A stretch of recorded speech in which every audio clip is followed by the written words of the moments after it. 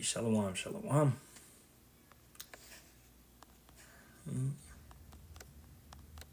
First and foremost, facing it east, giving all praises, honor, and glory be to the Heavenly Father and the Son by way of the Holy Spirit. Yahawah, Bahasham, Yahawashi, Bahasham, Kakwadash. Those are the true names of the Father, the Son, and the Holy Spirit. Yahawah equals He is, He exists. That's the Father's true name. Yahawashi equals He saves, He delivers. That's the Son's true name. And Rakakwadash is how you say a spirit that's holy, a spirit that's set apart. All right. Second of all, double honors to the apostles, elders, and bishops of the great millstone, which rule well and teach well in sincerity, taught us this truth. Shalawam, shalawam to the Lord's hopeful elect, 144,000 men, as well as 1/3 men, women, and children, maintaining themselves, keeping the laws, commandments, and statutes to the best of their ability. It's your brother Yerami Kazak, back with hopefully another edifying lesson through the spirit and strength and power of Yahawah Bahasham Yahawashi Bahasham Kakadash. Okay, this one will be an open forum, Q&A type setting, also with various topics. Okay, which we may always hear about things of that nature in Israel, okay, in our nation. Let me get this Q&A. Let's pull that up.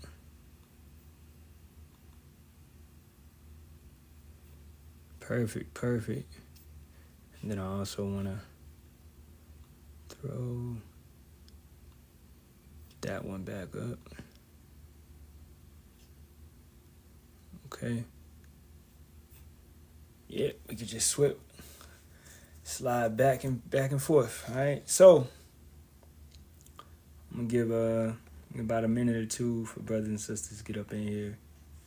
All right. And Shalawam, Yahawah Bahasham Yahawashi Barak Ahtham to everybody that's coming up in here. Pray this be an edifying one. Okay.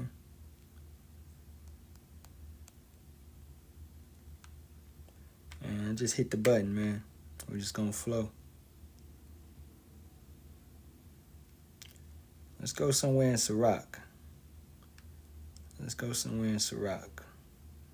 right. Let's go Sirach.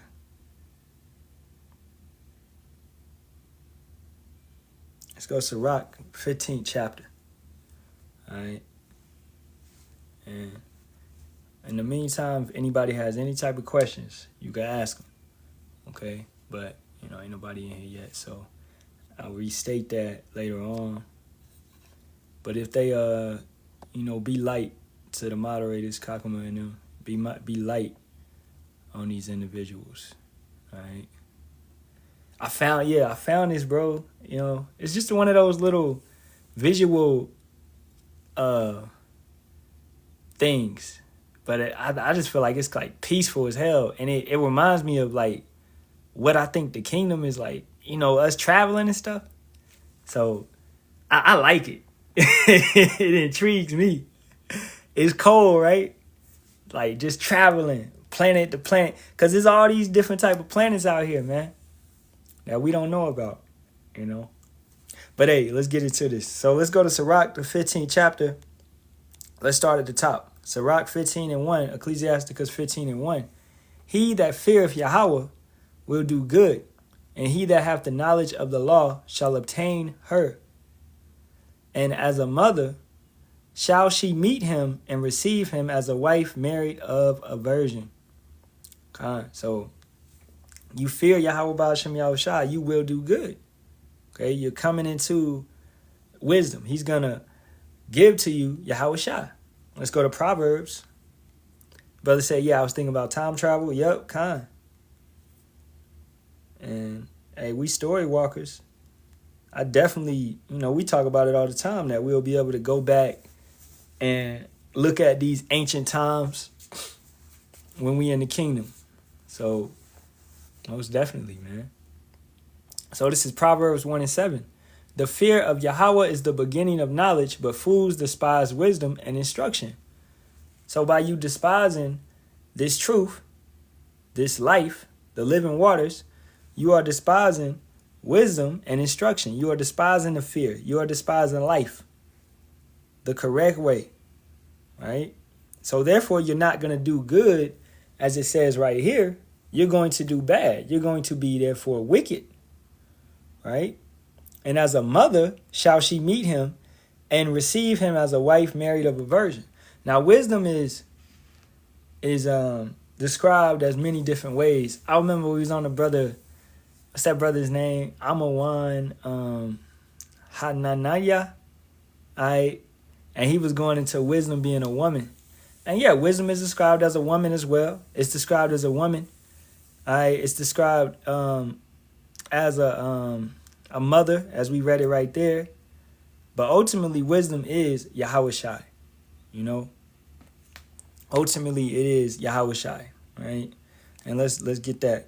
Let's go to Proverbs, the 8th chapter. This is Proverbs 8:22. Yahawah possessed me in the beginning of his way, before his works of old. I was set up from everlasting, from the beginning, or ever the earth was. When there was no depths, I was brought forth. When there was no fountains abounding with water. Before the mountains were settled, before the hills was, I brought forth. While as yet he had not made the earth, nor the fields, nor the highest part of the dust of the world. When he prepared the heavens, I was there. When he set a compass upon the face of the depth. When he established the clouds above, when he strengthened the fountains of the deep. When he gave to the sea his decree that the water should not pass his commandment. When he appointed the foundations of the earth. Then I was by him, as one brought up with him, and I was daily his delight, rejoicing always before him, rejoicing in the habitable part of the earth, and my delights were with the sons of men. Now therefore hearken unto me, O ye children, for blessed are they that keep my ways, hear instruction, and be wise, and refuse it not. Blessed is the man that heareth me, watching daily at my gates, waiting at the post of my doors, for whosoever findeth me findeth life, and shall obtain favor of Yahawah. But he that sinneth against me wrongeth his own soul. All they that hate me love death. Right? So pretty much just reinstating the fact that you got to get this wisdom, man. You got to be brought unto Yahawashi. Yahawashi is the word, every single bit of it, right? He is the instruction. He is the understanding. He is the ways that we're supposed to move. He's the Alpha and the Omega. He's it. He's the pinnacle. He's that. It's nothing better, you know? So the Most High created him to give him to us so that we may have prosperity, right? So back to Sirach 15:3. With the bread of understanding shall she feed him, and give him the water of wisdom to drink. He shall be stayed upon her, and shall not be moved, and shall rely upon her, and shall not be confounded. Another precept is, the Most High will not allow the righteous to be what? To be moved. And righteous men have what? They have wisdom. They have fear of Yahawah. This is Psalms 55:22. Cast thy burden upon Yahawah, Bahasham Yahawashi, and he shall sustain thee. He shall never suffer the righteous to be moved. Why? Because of wisdom. Because the way you're moving. Because it's with you. You fear the Lord. Therefore, he's going to what? He's going to make your enemies a footstool. You're going to gain favor with the Father and men. Okay? So, ultimately, things are going to work out in your favor at the end of the day. Right? Even if you have to go through much challenges and obstacles, we have the victory at the end. Like I said in a previous live, we may lose some battles, but we're going to win the war. Now, what would you want to do? Do you want to win these many battles? You win this battle, you win this battle, you win this battle, or you want to win the overall war? I want to win the overall war, right? Because that's the conclusion of the whole matter. Back in Sirach 15:5. She shall exalt him above his neighbors, and in the midst of the congregation shall she open his mouth. Right? Your neighbors are what? Fellow Israelites. So with wisdom, you should be on a higher standard than your fellow Israelites. And this is the thing with Israelites, man. Y'all acting like everybody's the same. No, bro. It's a rank and file. You have 1/3, you have 2/3. You have wicked Israelites, you have righteous Israelites. Okay? So I'm on my civil war. What type of Israelite are you? All right? What name are you calling upon? What doctrine are you keeping? Are you taking heed to the word? When is your Sabbath day? Are you doing these things correctly according to the scriptures? Or are you just doing your own thing? All right? Wisdom is going to show a man. Wisdom is going to showcase if she's with you or not. So is Yahawashi actually with you or not? It's going to be shown. She shall exalt him above his neighbors, and in the midst of the congregation shall she open his mouth. He shall find joy and a crown of gladness, and she shall cause him to inherit an everlasting name. You understand? And that's the 144,000 at this point in time. They're going to inherit an everlasting name. All right? As well as the 1/3. They're going to be patriarchs. Okay? Houses. Houses are going to be started from these men, where you being an elect man, then when you get into the kingdom, you're bringing back all these different type of 2/3 Israelites. Okay? They're coming from your loins, but they all are calling you father because you are their father now. So it's thousands and thousands are going to trickle down from you. You have an everlasting name, and they will take on your name, man. Yeah, I came, your kids are going to be like, yeah, I came from Brother Kakama, you know. I came from Brother Yerami. I came from Brother Ariyar. I came from Brother Darashamath. You know what I'm saying? Trickling down. So the rank, because it's everlasting. So your father in the kingdom, that's your father forever, man. He never going to die, you know. So this is why it's important to do what you're supposed to do right now, so that you can make it and get that reward, obtain that reward. So you want to, let's get that one more time. Verse 6, he shall find joy and a crown of gladness, and she shall cause him to inherit an everlasting name. Wisdom, Yahawashi, right? But foolish men shall not obtain unto her, and sinners shall not see her.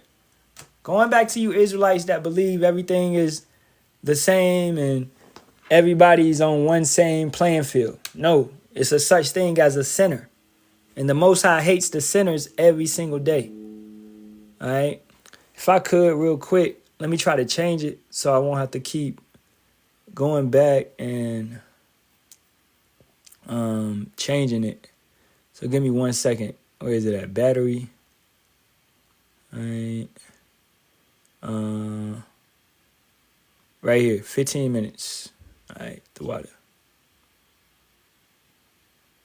Okay. So, but foolish men, Sirach 15:7, but foolish men shall not attain unto her, and sinners shall not see her. The foolish of our people, they can't hold on to wisdom. They don't understand wisdom. They don't understand why it's important to fast and to pray. They don't pray. A lot of our people simply do not pray. Okay? You understand? And that's, to me, that's crazy. I can't believe it. What you doing? You're not praying. That's wild. Okay? But to some people, it's like, whatever, man. Why I gotta pray? What I need to pray for? Okay? Let's get a precept real quick. Because this right here lets you know you don't need to be in the midst of them. You don't need to be going forth with them and doing all of this with them, because they're just not going to get it, man. Okay? This is Proverbs 29:6 going downward. In the transgression of an evil man, there is a snare, but the righteous doeth sing and rejoice. So when a wicked man goes forth and tries to set a trap, it's a trap set for him. You understand? He's going to be caught. It's a snare. A snare is a trap, such as you set a snare or a trap for a rabbit, a fox, whatever type of animal, a bear trap. These are snares. These are traps. So in your wickedness, whatever you're trying to get away with, you are actually setting a trap for yourself, because the Most High is going to recompense upon you what you did. Right? So you may think you got away scot-free, but you honestly didn't. Because we understand these are spiritual things. Right? And everything is being judged. But the righteous doeth sing and rejoice. Scornful men bring a city into a snare, but wise men turn away wrath. Who's the ultimate scornful man on this planet? Esau, Edom. And what has he done to America? America is a city, right? The 10 parts of this city shall be split, and they shall fall. They shall burn the 10 FEMA zones. Okay? So Trump has brought this city into a snare. He has put this city into a trap. But what are we doing? Scornful men bring a city into a snare, but wise men turn away wrath. By the foolishness of preaching, by praying, by fasting, by turning back to Yahawah, Bahasham, Yahawashi, we turn away the wrath that's upon this city. All right? That doesn't mean the city is not going to be destroyed. It's going to be destroyed. But we ain't going to feel that wrath. The water Yahawah, Bahasham, Yahawashi. Okay? We're going to make it through, man. Yahawah Ratazah. All right? We pray. So, in this time, you need to do what is right and continue to do what is right so that you can make it through. Verse 8, Salakia, verse 9. If a wise man contendeth with a foolish man, whether he rage or laugh, there is no rest. So for you going back and forth with these individuals, this shit getting annoying right now with all these damn women. So let's change it. It's getting on some other shit. Let me play I got one. All right.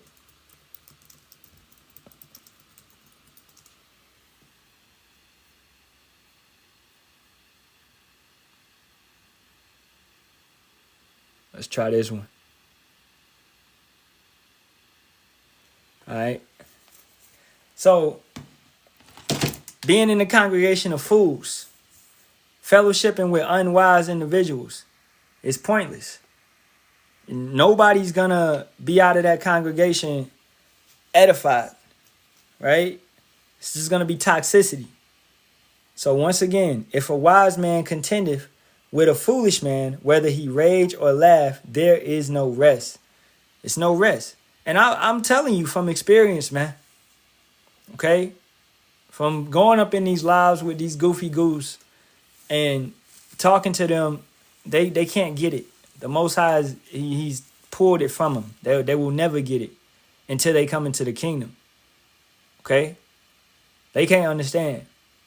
Like how we telling you, man, we going to be flying through space just like this. Traveling from this star, this planet to this planet. All right? All of that with spaceships. They'll tell you, they'll be like, the Most High don't need no spaceships, etc., etc. And he don't need no spaceships. He could pull you up if he wanted to, just like that. But he chooses to move how he wants to move. So therefore, he allows the Halalyam, the angels, to drive chariots, spaceships. And this is how he's going to beam us up. He's going to pull us up. Your ways is not his ways. You don't understand.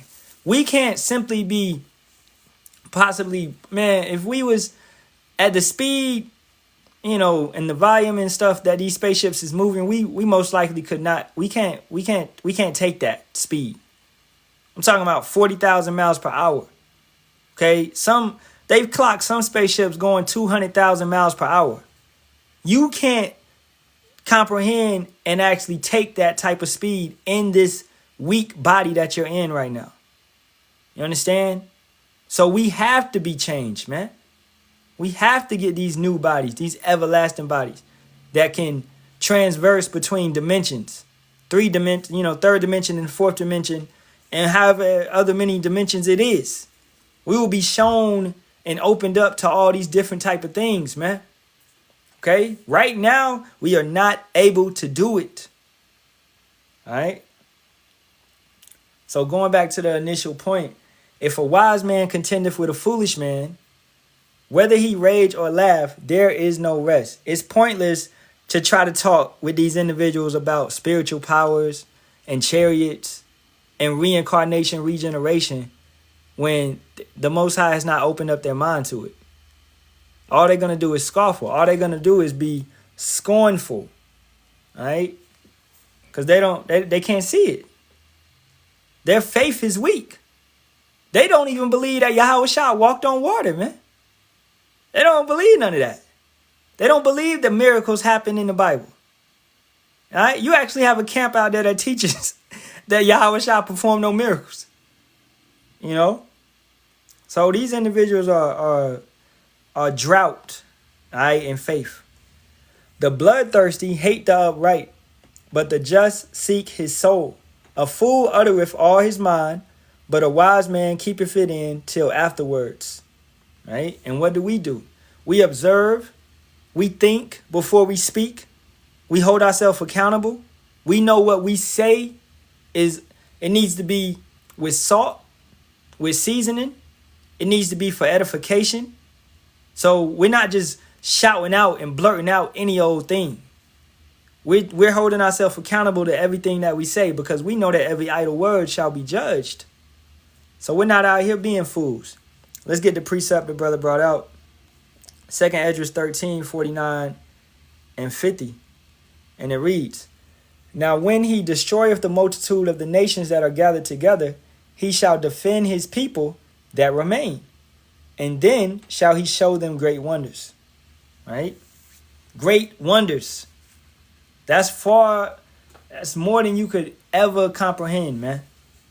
We ain't talking about these foolish miracles. They call them miracles that Elon Musk is doing with the brain chip, making people walk that couldn't walk, making people see that couldn't see. We're not talking about these artificial miracles done by science. Okay? These are left hand miracles. Shit is weak. The Most High is about to show us planets, universes, okay, solar systems, taking us up out of this Milky Way. He's about to show us all these different type of things that we didn't know was out there. You know, brothers will be able to go into a black hole and come out, go through it, come out on the other side, you know, with no fear too, knowing how the universe works, okay? Having a supreme level of mathematics, man. You understand? Yeah, the marvels we will be able to see. Hey, Avengers and all that shit is just, that's just base level, man. What Iron Man is doing is going, that's base. You know what I'm saying? So it's just, boy, it's amazing, man. You know, we can't even explain it. Let's read that one more time. And then shall he show them great wonders. Then shall he show them great wonders. Let's get the word wonder. Let's get that.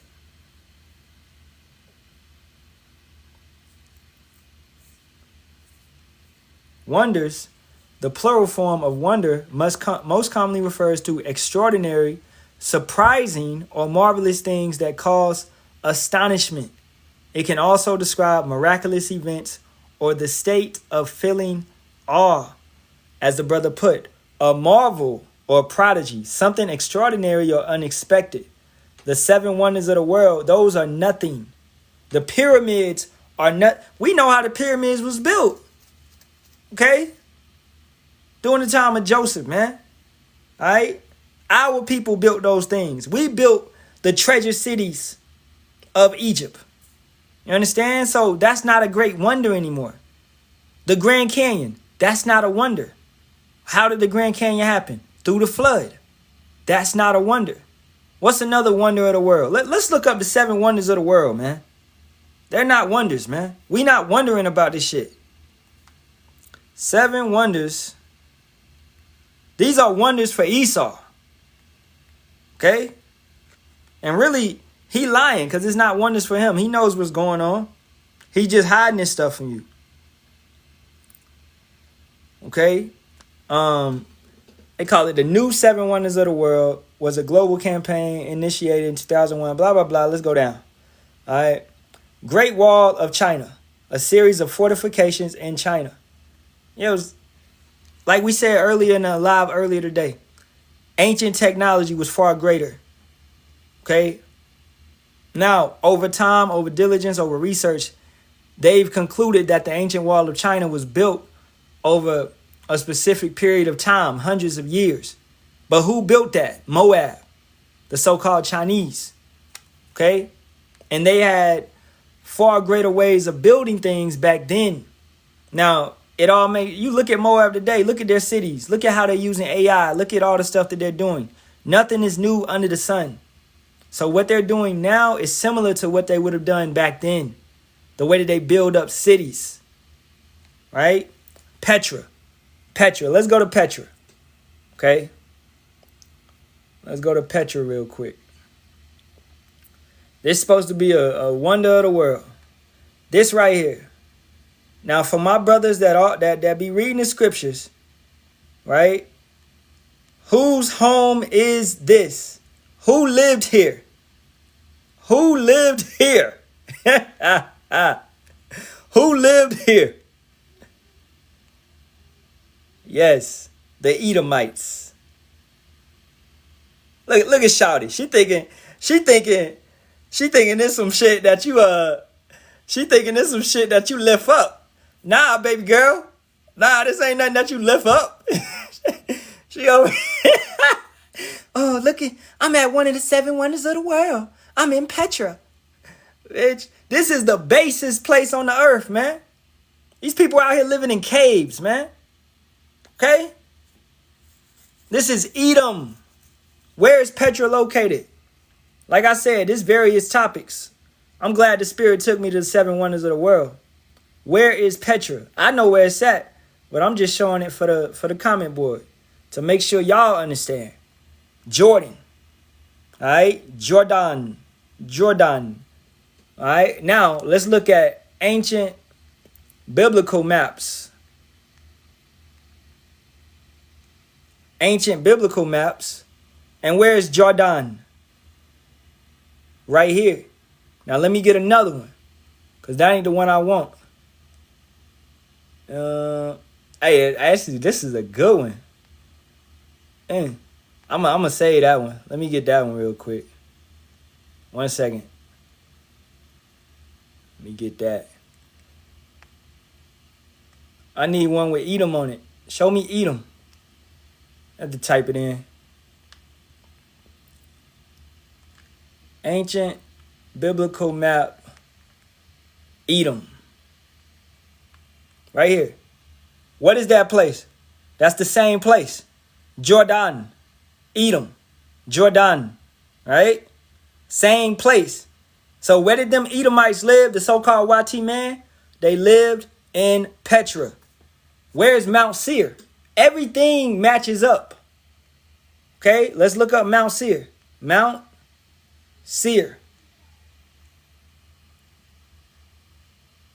Edom. Seir. Edom, Mount Seir. Where's that at? Jordan. I gotta say it like that. I'm sorry. Jordan. Okay? So Edom, Mount Seir. It's the same place, man. That's it. So when we came up out of Egypt and we was on our way to the land of Canaan, who met us? The Edomites. And they was what? They was in the back of our line picking off the kids and the old people, the elders. Because this is what they do. All right?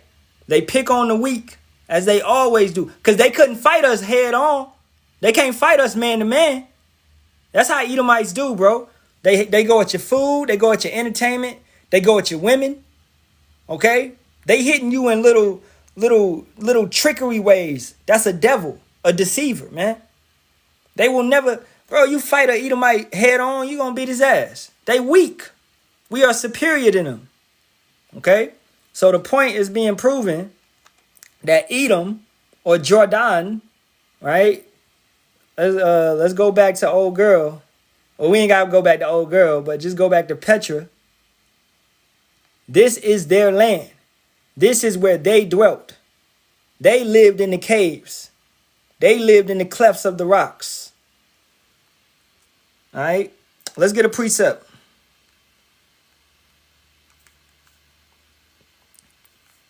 This is where they always lived at, man.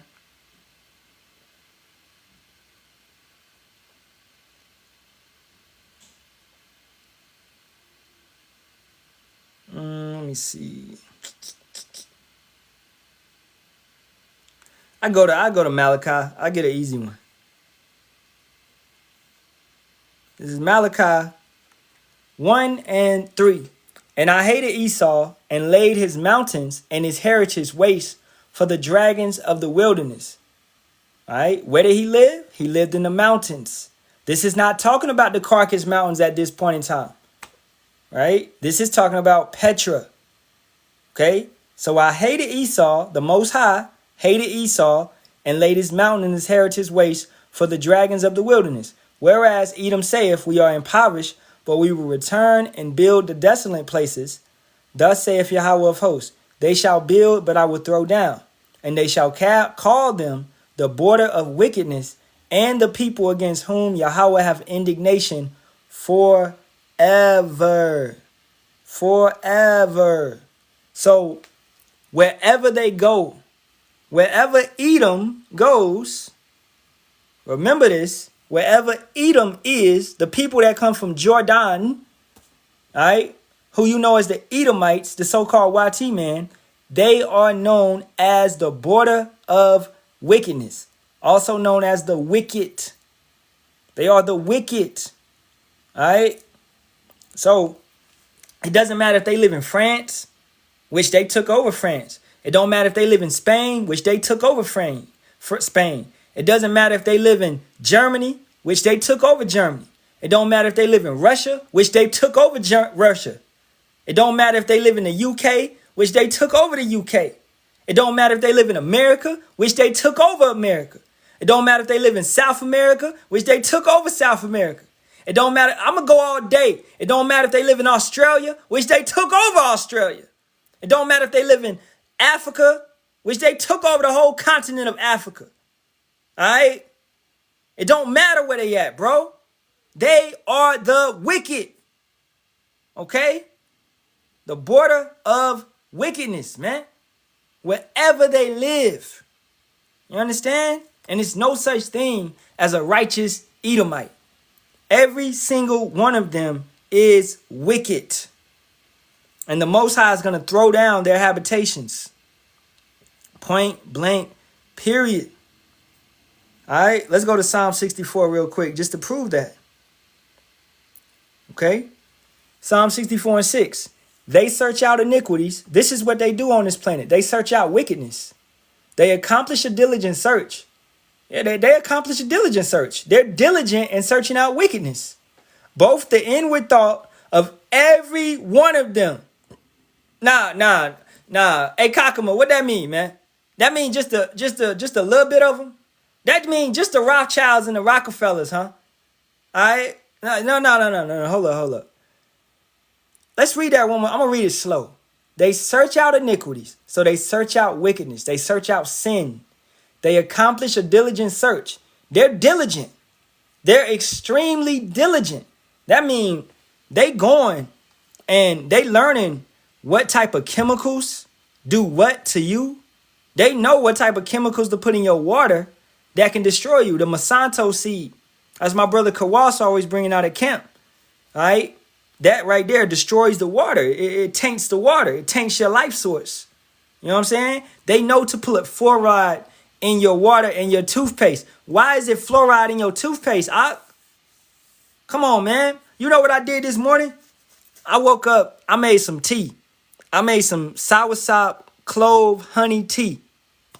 All right? That right there. Clove in general, it makes you numb. It numbs your mouth. If you're having a toothache or anything, just eat some clove. Mash it up, or you can make a tea out of it, and it's gonna numb you up, and it's gonna make the toothache go away. And then overall, it's good for your teeth.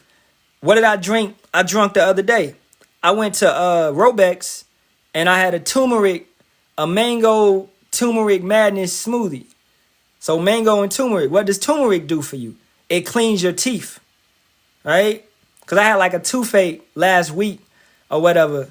You know, I had to fast and all of that.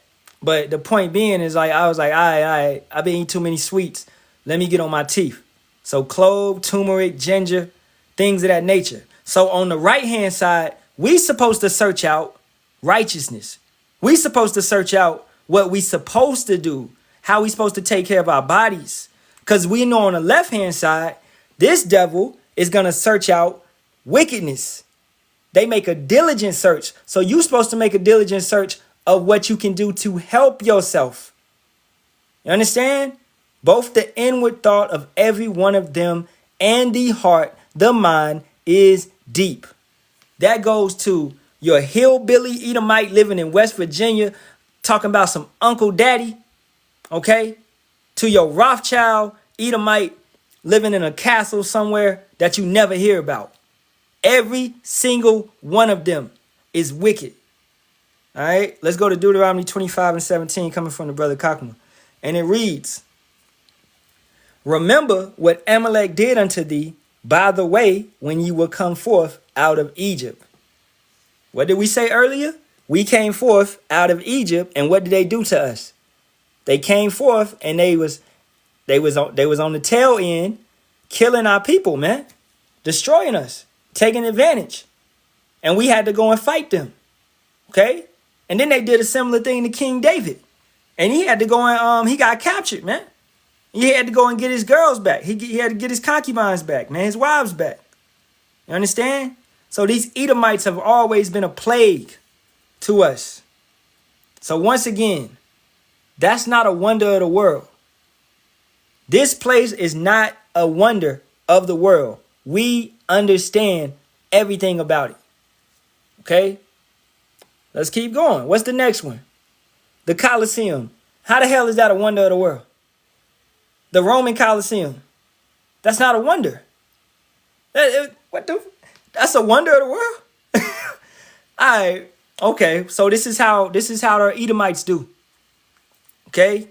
They give you what? They give you bread and circus. They pollute your mind. They go forth and give you this entertainment so you'll forget about everything they're doing to you. Look at it now. You have massive coliseums in America. This is Rome 2.0 once again. So how could this be a wonder of the world?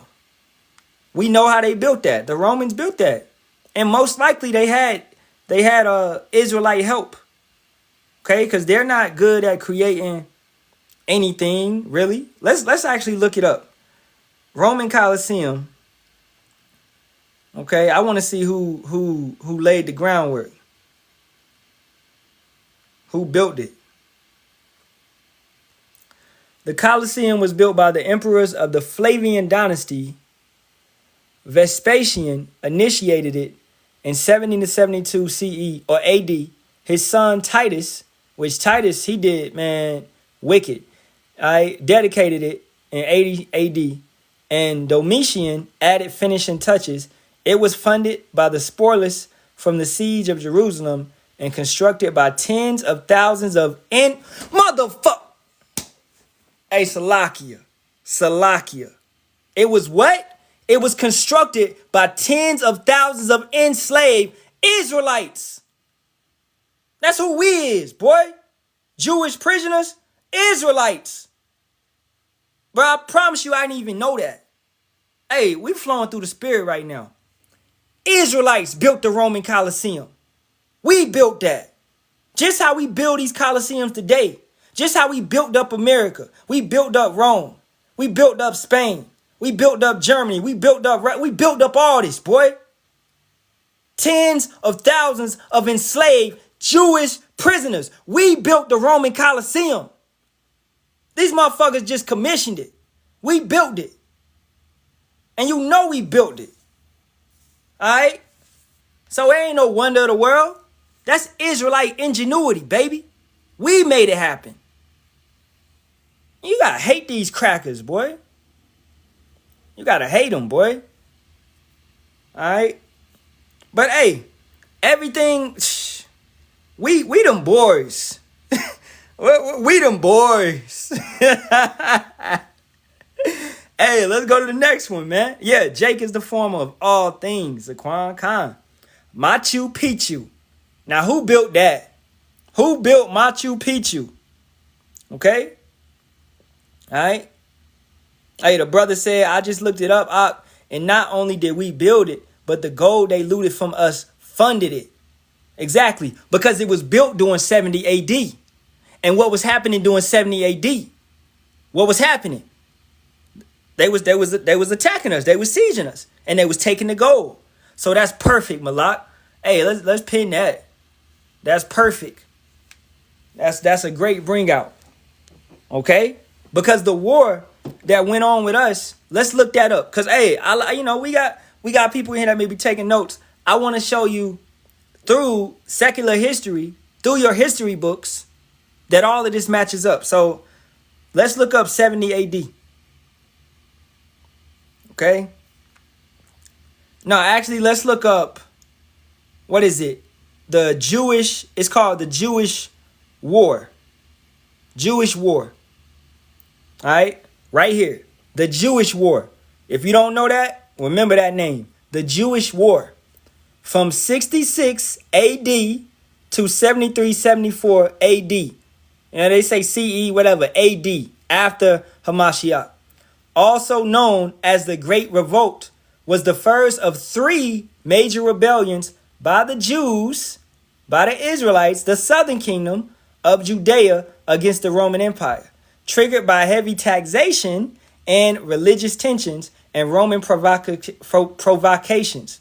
The war ended in the destruction of Jerusalem, the looting of the Second Temple, as the brother said, and the catastrophic fall of Masada, right? And if you know anything about Masada, it was built upon a mountain, okay? And it was heavily fortified. You know, the only way you really could get us in there for us is to starve us out. And that's what they did. They starved us out. And that's why you go into Deuteronomy, the 28th chapter. Let's go over there real quick. All right. Deuteronomy 28.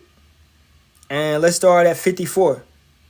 And it reads, so that the man that is tender among you and very delicate, his eyes shall be evil towards his brother, and towards the wife of his bosom, and towards the remnant of his children, which he shall leave, so that he will not give to any of them of the flesh of his children, whom he shall eat, because he have nothing left him in the siege. So the Most High prophesied all of this to happen already. If we go against these laws, commandments, and statutes, then what's going to happen to us? All right, we're going to be took down, and we're going to end up eating our kids. And in the straightness wherewith thine enemies, especially the Edomites, shall distress thee in all thy gates. And then for you women, the tender and delicate woman among you, which would not adventure to set her sole of her foot upon the ground. What? Would not adventure to go to the mountains. Who told us to go to the mountains? Right? Let's get that precept real quick. Okay? Who told us to go to the mountains? Anybody know?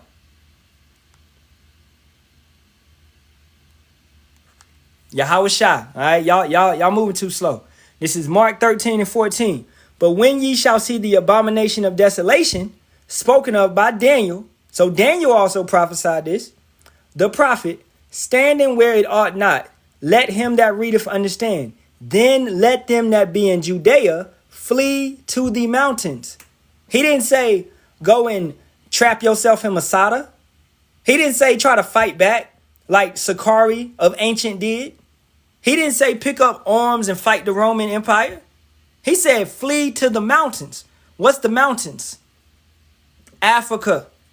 All right. So we fled to Africa. Specifically, we ended up in West Africa. And that's what you know as Negro land, man. So we didn't, I'm talking about the righteous of our people. I'm not talking about these idiots that stayed and didn't listen to Yahawashi. You understand? And that's the same today. It's the same today, man. All right? You don't want to listen to Yahawashi? Okay?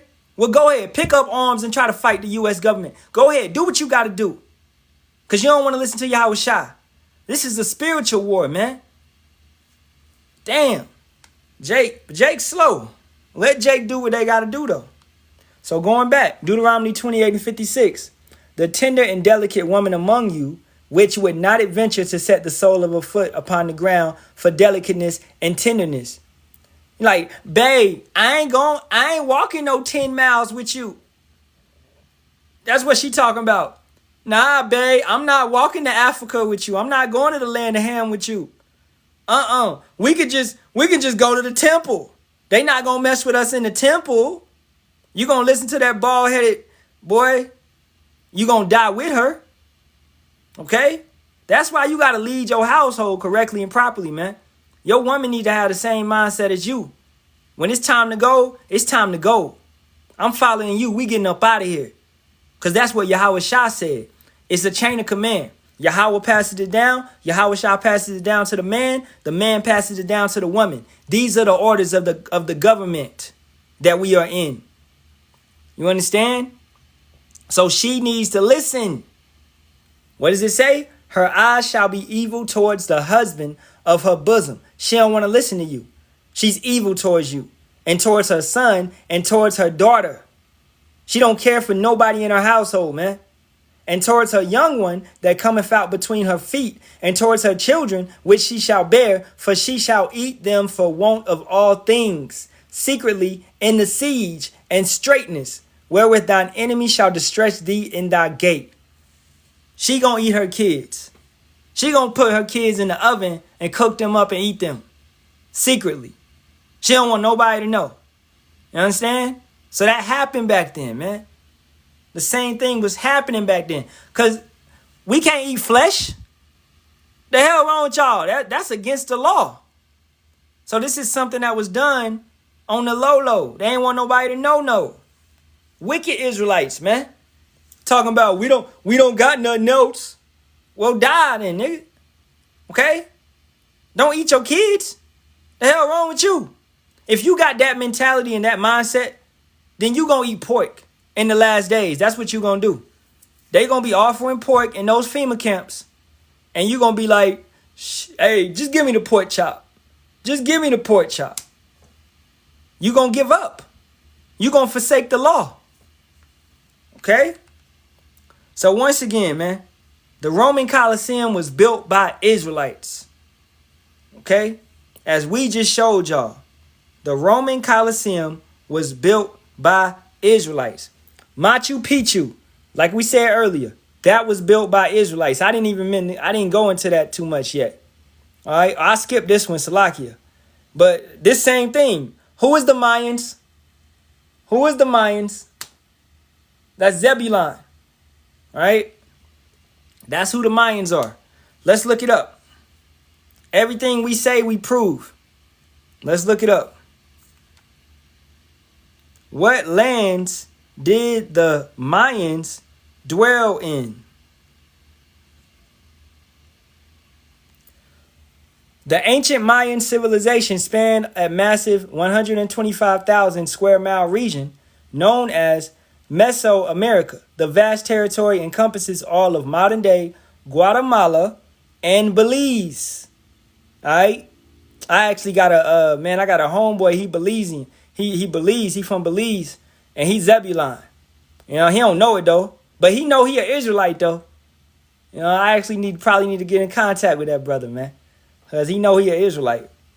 But anyway, all of modern day Guatemala and Belize, as well as parts of Honduras, El Salvador, and the southeastern Mexican states of Yucatan, Quintana Roo, Campeche, Tabasco, and Chiapas, right? So Zebulon was a massive tribe. All right, now let's go up to the chart real quick. Let's go up to the chart. 1 second. As you can see, all right, Zebulon is Guatemala to the Panamanians. Okay, that would be your ancient Mayans. Zebulon. That's what they truly are. Zebulon. Okay, so Mayans. That's what they would be known as by the Spaniards and all of that. They would call them the Mayans. Okay, so they built these major civilizations, man, spanning 125,000 square miles.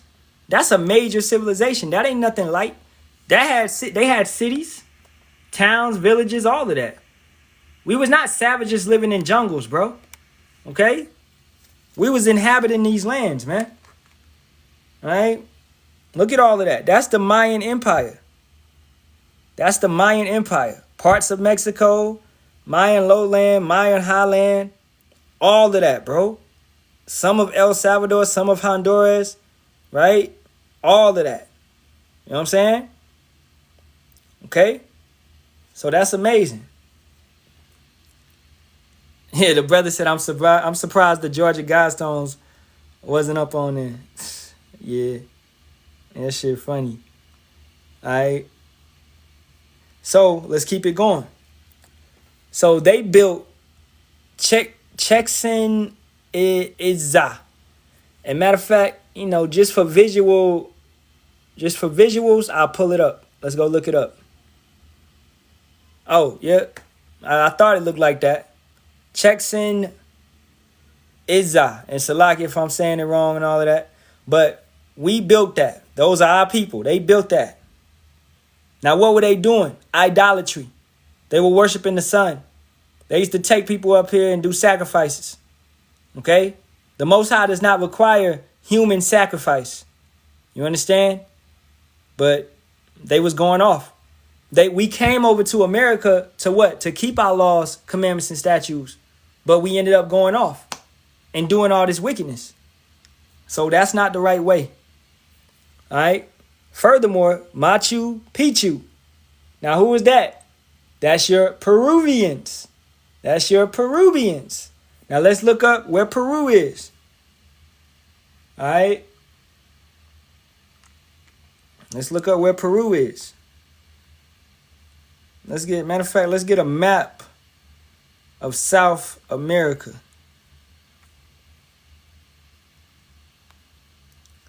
Okay? A map of South America. As you can see, Peru is down here.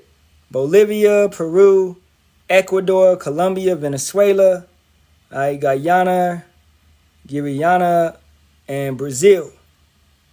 So you would basically put them in. I would put them in as believe it would be Asher.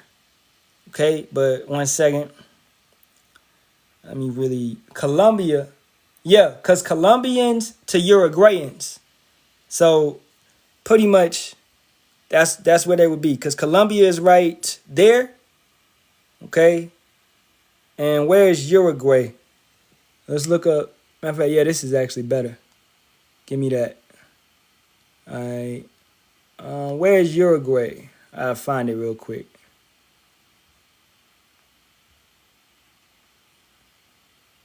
Bro, South America big, bro. Where's Uruguay at? And it's a lot of land. Because Brazil is going to be a mix. It's Judah and it's Asher. Salakia. I know I'm butchering this right now because I don't see it at all. I just passed it. Man. Bottom right. All right, Tawada. Hey, Tawada, right here. All right, Uruguay. Damn. Boy. So, from here, going down to here. Okay? Damn. Hey, Tawada to the comments. Now, what is that? That's what you know is the Incans. The Incans. Let's look up the Incan Empire. Inca Empire. Let me get a picture.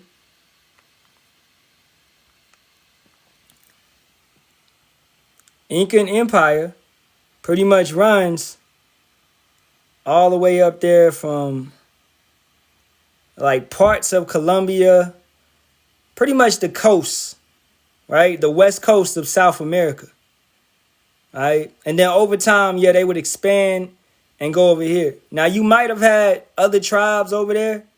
That's possible. It is what it is. But majority, the Incan Empire would have been over here, okay? So that would have been Asher. Asher and also Naphtali, because Naphtali is Argentina to Chileans. So let's pull that back up. Argentina and Chile. So they would have been grouped into the Inca Empire, right? Argentina and Chile, Naphtali, right? Just down here. So Naphtali and Asher, okay? So really, it's possible they most likely would have been Naphtali. Uruguayans and Paraguayans. But basically, the point is they settled in these regions. They settled in these regions. These were settleable regions. And it makes common sense because when you sailing on a ship, you're going to sail by the coast. You're going to settle by the coast. It's water, you know. You can't drink the seawater, but when you find some water, you're going to settle by that water because that's life. You're going to live by that. You see animals do that. They find a watering hole. They settle there, you know. So going back,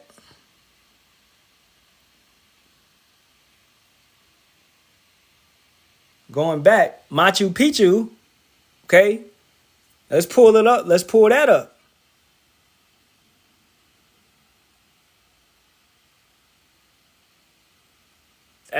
That shit's crazy.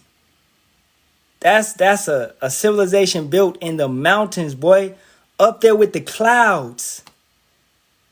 And you saying we ain't them boys again? Come on, man. Amazing. So Jake, no Edomites, none of that. Jake knew what they was doing, man. That's why, once again, technology of old, when they say it's the dark ages and all of that, no, we was having it. We was doing what it was. We had an abundance of everything. We wasn't greedy because we had all the gold in the world, but we didn't care for gold. We was decked out in gold, right? It was gold everywhere, but we didn't care for it because the Edomites came and made gold a thing because that's what they, that's what they did. Okay? We didn't care for all of that. In the Inca Empire, it was an insult to not, like, when you're working, to like be lazy. They was carrying everything everywhere. They were strong, built people. Okay? And that's what you see still to this day. You see the Aztecs, the Mayans, the Incas, Naphtali, Asher, Zebulon, Issachar. These are hard working tribes, man. Not saying that Judah and them, all the Israelites are hard working, but damn, Issachar is a donkey, man. It's a workhorse.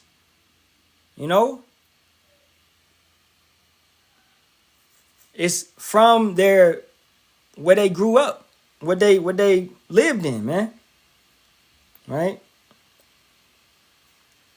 So let's go back. Let's get through these last so-called wonders. Once again, these are not wonders. We know who built them and everything. The Taj Mahal, that was built by an Elamite. Okay? For his woman. So that was some simp BS. That's all that was. All right? If you go into it, I had to do like a report on that as a kid. I remember that shit. He did it for his woman that died or whatever. and all of that. So it's just the ultimate simp, man. You know? And we don't do that. When somebody died, bro, you bury them in the ground and you just let it be. And you remember them how they was. You remember the good parts of them and you let it be. They're resting with their fathers. Let's get a precept. Let's go to Exodus, the 20th chapter. Verse 5. Actually, let's start up a little bit. Okay? Verse 3. Thou shalt have no other gods before me. Thou shalt not make unto thee any graven image or any likeness or anything that is in heaven above, or that is in the earth beneath, or that is in the water under the earth. So what's a graven image? All right. A graven image is not what I got in here that a 2/3 would consider a graven image. I don't know, man. Let me see what I got. All right, this right here. Okay. All right, I got Goku, Super Saiyan Blue. Okay, on my keys. You know, and it's an Israelite out there right now. It's an Israelite out there right now. He gonna say, "You got a graven image on your keychain, bro. That's wicked, bro. You wicked. You worshiping Goku. Bro, that wicked, bro. You wicked, bro. God going, bro. You better repent to Yah, bro. You better repent to Yah." Bro, I just got this shit because I like it. Am I bowing down to it? Am I worshiping it? No. You understand? So that over-righteous mentality, that I could say the same thing about your shoes. I could say the same thing about your car, about your logo on your shirt, on your pants. You understand? So these individuals are super over-righteous. They acting like we can't like anything. All right? So graven image, it goes into you worshiping down and bowing down to these things. That's why in the scripture it says, "Thou shalt not bow down thyself to them."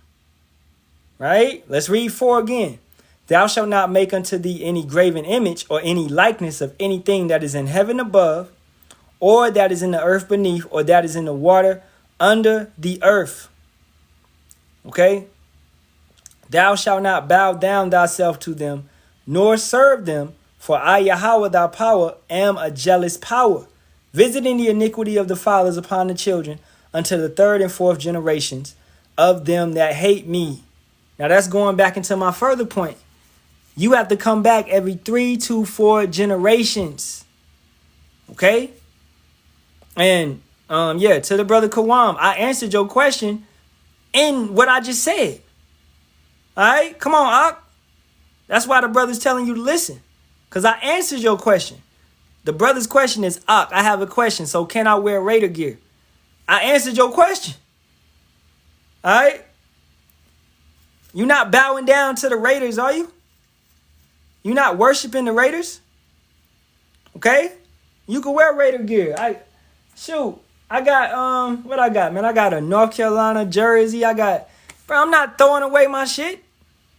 I'm not throwing away my shoes. All right? What I got, man? These are my workout shoes, Reeboks. Okay? Am I worshiping this? Hey, Ak, you worshiping this. That's a graven image. Man, shut up, man. Okay? No. Ain't nobody bowing down to your shoes and worshiping your shoes. You understand? We are in captivity. All right? So, don't be over-righteous. Okay? Don't overthink things. Right? Thou shalt not, verse 5, "Thou shalt not bow down thyself to them, nor serve them. For I, Yahawah, thy power, am a jealous power." Okay? So don't bow down to this stuff. Who do we worship? Kawam, who do we worship? Who do we worship, Ak? Why you say that? I'm going to get a sip of my water.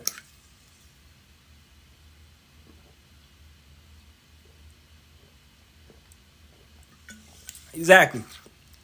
Yahawah, Bahasham, Yahawashi. Okay? Jake can be fly. Jake, you can wear your Jordans, you can wear your Reeboks, you can wear your whatever you want to wear. You can get fly. Like, come on, man. We the salt of the earth. We get fly. We do our thing. All right? Ain't nobody telling you you got to look bummy. Okay? Now, according to the law, you don't get your hair lined up. All right? You don't line up your beards. You don't mirror the corner of your beards. You don't do those type of things. Okay?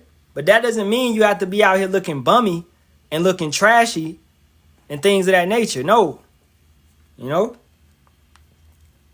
So, and furthermore, man, I'm gonna go. I just want to tie it in, cement it in. All right, let's go to the Book of Kings.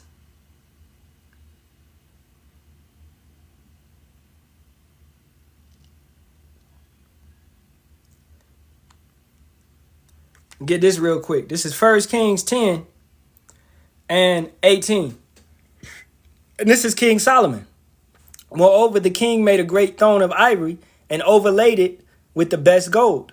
The throne had 6 steps, and the top of the throne was round behind, and there were staves on either side on the place of the seat, and 2 lions stood beside the staves. Are these graven images? Is King Solomon bowing down and worshiping these images? No. He just built lions, man. He's not worshiping these things. I have a statue of a lion in my front room. You know, I'm not worshiping that thing. I just got it in there because, hey, I'm tribe of Judah. Like, I like it. It was tight. I saw it. It wasn't too expensive. I was like, yo, let me get this for the front room. This shit is tight. Right? And I remembered this scripture. And I was like, yeah, I'm on my King Solomon shit. Right? So I got a statue of a lion. It's not a graven image. I don't worship or pray to that lion. You understand? So you can do these type of things, brothers. We gonna have these type of things. Actually, we gonna have real lions. You know? And that's what Solomon was feeling, because Solomon's spirit is who? Yahawashi. And Yahawashi, Salakia, and Yahawashi, of course, but also Adam, the same soul. That's the point. So Adam was in the garden with what? With lions. Adam named the lions. He named the tigers. He named the bears. He named all the animals on the planet. He used to have him pet lions and bears and things of that nature. Everything was under dominion to him. Okay? Matter of fact, from there, we're going to go over here to Genesis, the 9th chapter. All right? Let's start right here, verse 1. And power blessed Noah and his sons and said unto them, be fruitful and multiply and replenish the earth. And the fear of you and the dread of you shall be upon every beast of the earth, and upon every fowl of the air, upon all that moveth upon the earth, and upon all the fishes of the sea. Until your hand are they delivered. So this is why we tell brothers and sisters, bro, in the kingdom, every single animal is going to fear us. Ain't nothing going to mess with us or our kids. And there's plenty more precepts we could go and get to prove that. But I'm going to just leave it right there and we're going to move on. But the point is that we don't have to worry about no lion attacking us. We don't have to worry about no bear attacking us or tiger attacking us in the kingdom, brother. Okay? So King Solomon was building these images because it reminded him of when he was Adam. His spirit was crying out. Right now, our spirit is crying out to what we used to be, prophets or prophesying. This is what we used to do. So we're doing it again. You understand? Man, when that connects with you, bro, all you gotta do is wait. We almost up out of here, man. Okay? You got the biggest secret of life. You know you know your lot. If Yahawah, you stay in your lot. All right? If your lot is that of a prophet, you was a prophet last time. You was a prophet before that. And you was a prophet going all the way back to the garden. And that most likely means that you was a part of the 144,000. But You got to remain humble and meek and hold on. Right? That's what you got to do. Okay? You can't get out here and say you are that. Nah. As a matter of fact, before we move on, let's get a precept to prove that. Because this is what a two-thirder do. 2 Corinthians 10 and 12. For we dare not make ourselves of the number or compare ourselves with some that commend themselves. Who is them some? The foolish, the unwise, the wicked. They commend themselves. They bigging themselves up. But they measuring themselves by themselves and comparing themselves among themselves are not wise. So it's not wise to be talking about you King David, or you Elijah, or you Samuel, or you whoever you think you is. You is not that. Okay? So furthermore, Taj Mahal, that was some simp shit. He built it all for his wife. It was some simp shit. You know? When do we get the glory? We get the glory in the kingdom. All right? If my woman she want a whole garden, a greenhouse that's like, I don't know, 2 acres wide. I'm gonna be like, tell your servants to build that shit. All right? Put them servants to work. Do what you want, babe. She can have whatever she want. You understand? Because we gonna have it. Right? So the Taj Mahal is just an example of these heathens. They've had their consolation. They've had their prize. They've been able to build all these gigantic structures, such as the what's that shit in Dubai? The Barry Khalifa. All that type of stuff, bro. They build all this stuff up. They got all these amazing, type of stuff. All right? So the heathens have had their prize. They've had their reward. The sister said, will women be able to travel? Hell yeah. You traveling when you go into the chariots of Israel. It's not just brothers being beamed up. Everybody going to be beamed up, man. That's of the remnant. So these are the chariots of Israel. It didn't say the chariots of Israelite men. And I got to mess with you real quick. You know what I'm saying? So it's the chariots of Israel. So yeah, our women will be able to be in the chariots with us. All right? Well, hey, I can picture, man, we going on field trips, man. I go get my first wife, which Yahawah is the woman I'm with now. I come get her, got the kids. I hit her up. Hey, get everybody ready, man. We about to go to another galaxy. I come pick her up in the chariot. We all get on the chariot and we zoom off. You know what I'm saying? We come back when we want to. We taking trips. That's how we gonna do. Let me take you to my ice planet real quick. Let me take you to my water planet, and we just gonna live underwater for a couple weeks. Because we can breathe underwater. It ain't nothing to us. What did we read earlier, man? In 2 Esdras 13 and 50? Then Yahawah shall show them great wonders. You know what I'm talking about? So yes, sister. Hey, when we went into that earlier, 2 Esdras 13 and what's that? No, 2 Esdras 2nd chapter. And when Yahawashi was crowning them, I meant to say that in the last live. Sisters will get their tiaras. Sisters will get their crowns. Elect women. Not of the 144,000, because that's simply men. But women of the 1/3. They will get their crowns. They will get their tiaras. And you will have spiritual powers in the kingdom. Okay? So y'all gonna be good. Our women, the way that we'll be able to teleport, our women will be able to teleport. Yahawashi was teleporting, correct? We're gonna have bodies just like him. You women are gonna have bodies just like him. So you'll be able to teleport. Right? You'll be able to read your servant's mind. These heathens, you'll be able to read their minds. You understand? So, bro, it's amazing power that we got coming to us, man. Matter of fact, y'all got me right now, man. Y'all got me right now. Let me see. Let's go to Isaiah. Let's go to Isaiah, the 11th chapter. I'm going to get this real quick. Is it 11 or 9? I think it's 9. Nah, it is 11. You got to trust your gut. Okay? This is Isaiah 11, and I'll start at 6. The wolf also shall dwell with the lamb, and the leopard shall lie down with the kid, and the calf and the young lion and the fatling together, as a little child shall lead them. Question to the comment board. What changed lions? What made them how they are today? What made them eat meat? What did it?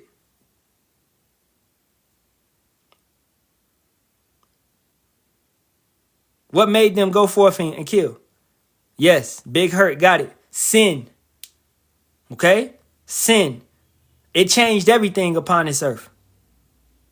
It was no thorns before sin. It was just plant life. It was just beautiful life. The earth, Eden, it was a paradise.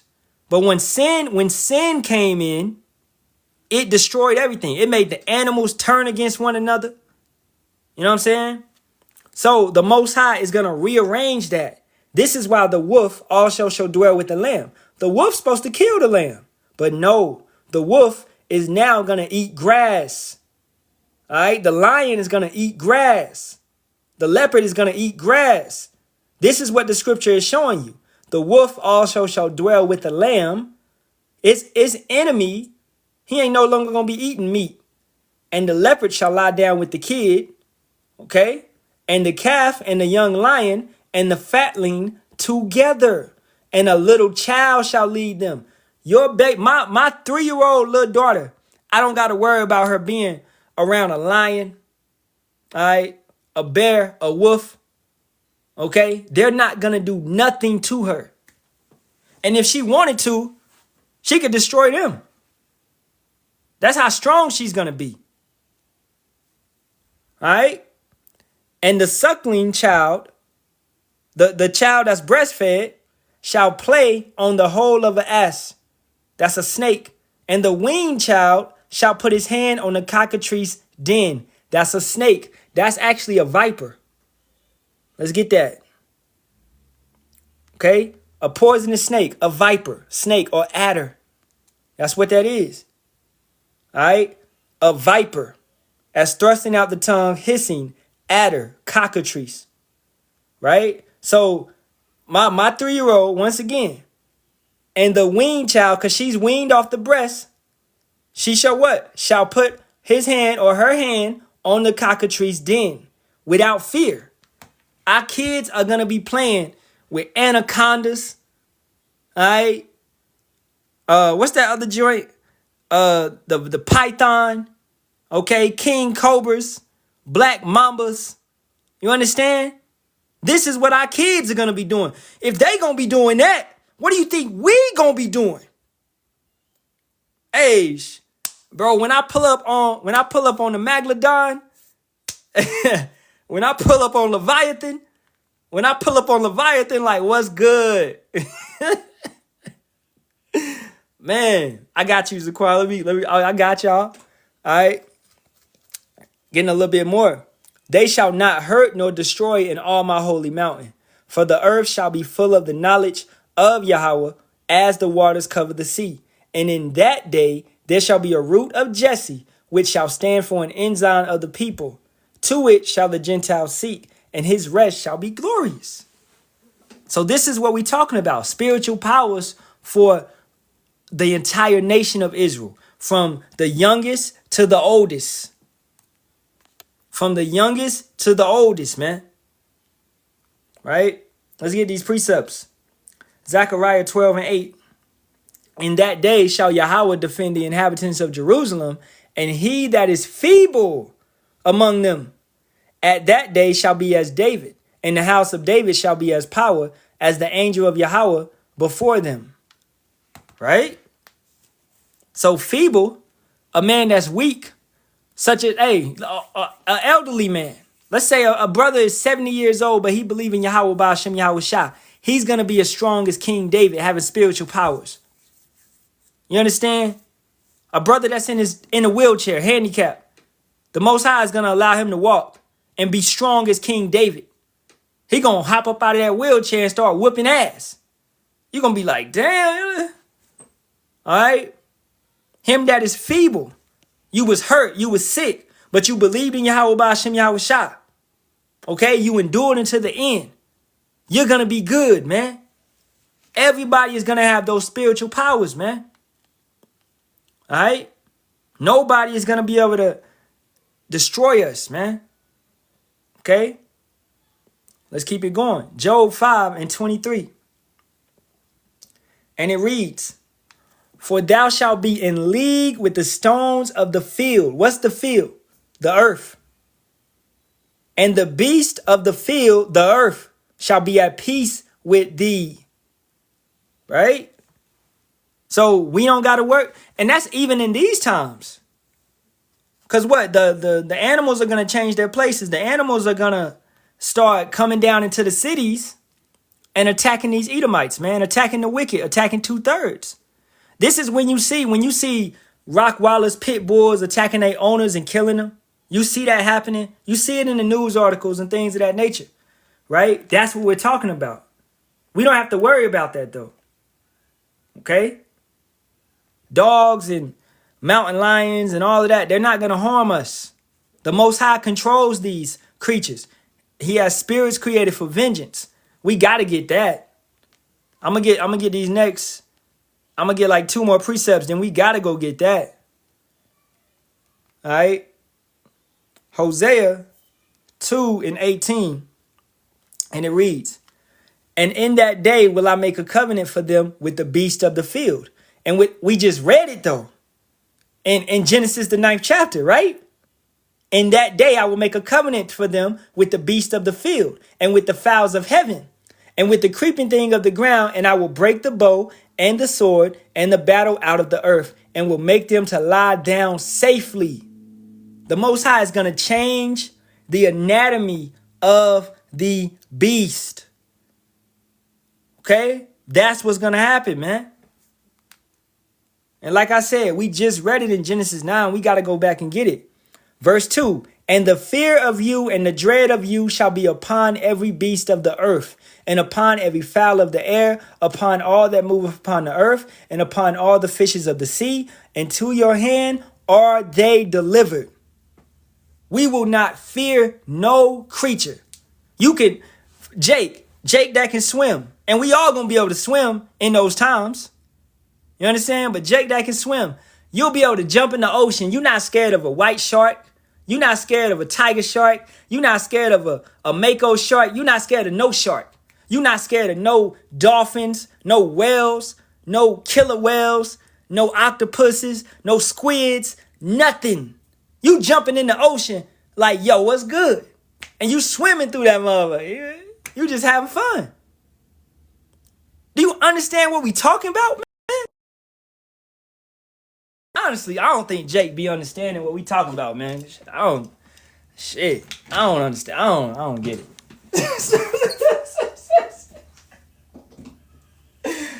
I don't think Jake be understanding what we talk about, man. I don't think Jake get it, bro. Zaquan, they don't get it. They don't get it, man. They don't get it, man. Let's go to Sirach. Let's go to Sirach, man. All right. Sirach 39:28. And it reads, there be spirits that are created for vengeance, which in their fury lay on sore strokes. Spirits are what? Angels. All right. This is why it's important to read. Okay. And what is that? 2 Kings or 1 Kings? Okay, I think it's 2 Kings. Yahawah had the spirits, the angels. They was, debating.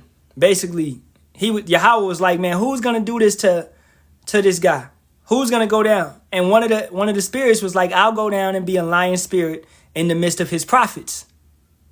Okay, and that's what happened. That was a spirit created for vengeance.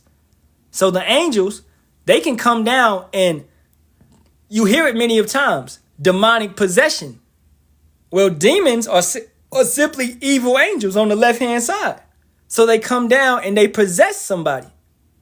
You seen You may have seen it many of times if you ever heard of somebody pew-pewing their whole family, and then the cops get there and they be like, I don't remember doing any of it. Because you was possessed, my guy. A demon possessed you. You was possessed. All right? That's why, hey, brothers, you know, if you got time, watch Supernatural season 1 through season 5. Chew out the meat, spit out, chew the meat, spit out the bones. Okay? Watch Supernatural season 1 through season 5. And it touches on demonic possession. Right? And a couple other things. But you chew the meat, spit out the bones, because a lot of that shit is off. Okay? But, hey, the brother said the movie Nefarious did a good job portraying that. I got to watch that. Okay? Zaquan said, we are powers of extreme measures above anything created, not just in earth, but in the many universes. That's it. All right? So once again, there be spirits, angels, that are created for vengeance, which in their fury lay on sore strokes. In the time of destruction, they pour out their force and appease the wrath of him that made them. What does that mean? Oh no, we're going to go against the Most High. No, we're going to rebel. We're going to be cast down from heaven. No. You know what? I'm going to take angels with me and I'm going to go down to the earth and I'm going to mate with the sons of men. That's what that means. And appease the wrath of him that made them. Yeah, that means we're going to rebel. Let's get the word appease. Because I got to do this, man. I'm sorry. I know y'all get it, but I got to do it for the simple ones. To appease means to calm or pacify someone by giving in to their demands, often to avoid conflict or further disagreement. Okay? And this is what we are explaining, that it's impossible, as the brother said, to rebel against the almighty power Yahawah. Fire and hail and famine and death, all these were created for vengeance. Teeth of wild beasts and scorpions, serpents, and the sword, punishing the wicked to destruction. Like I just said, we don't have to worry about lions and tigers and bears attacking us. These things they're gonna get free. Oh, they're gonna escape these zoos. You understand? They're going to escape do you know it's more? Man, do you know how many damn lions and tigers it is in Florida, boy? Anybody ever watch Lion King? What is that? No, Tiger King? Motherfucker got massive amounts of lions and tigers, bro. You tripping. That's how Esau do, though. Okay? They're going to escape. All right? And then now you have leopards, Black Panthers coming up from South America. They're coming into America. And then you have wolves, because wolves used to live in America. They're coming back down to America. And then you got bears that's still up out here. You have plenty of wild animals, man. When Yahawah wants them to get cracking, it's going to get cracking. All right? So once again, teeth of wild beasts and scorpions, serpents, and the sword punishing the wicked to destruction. All of this type of stuff. They shall rejoice in his commandment, and they shall be ready upon earth when need is. And when their time is come, they shall not transgress his word. They cannot go against the Most High at all, buddy. Never. Okay? Ever. So let's get back over here, man. Where I was at. We done moved a long way away. Okay? So we talked about the Taj Mahal, Christ the Redeemer. All right? An Art Deco statue of Yahawashi Mashiach and Rio DOJ. That's BS. He don't look nothing like that. That's not what Revelations, the first chapter, says. Okay? And we know who built that. Let's look it up. This ain't really a wonder. They calling these things wonders. These are not wonders, man. Okay? It's a colossal Art Deco statue of Yahawashi HaMashiach and I'm going to just say Jesus Christ, because that's who that is. That's Jesus Christ. That's that white devil. That's Serapis Christos. Okay? All right. It was built between 1922 and 1931. How is that a wonder? You built it. Okay? You built it. Who built it? Matter of fact, I don't care who built it. This shit is going to get destroyed. The Most High has already struck it many of times with lightning. And if you ain't never seen that, let's look it up. All right? Struck with lightning. I love when the Most High strike it with lightning, man.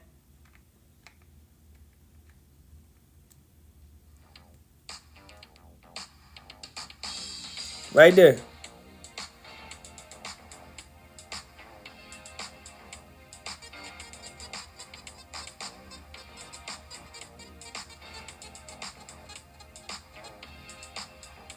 Now, where's that lightning coming from? That's coming from chariots, man. The Most High is striking these people, man. He don't like these devils.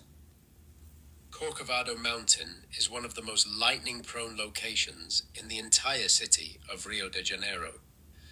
Christ the Redeemer has been struck by lightning hundreds of times since its inauguration in 1931.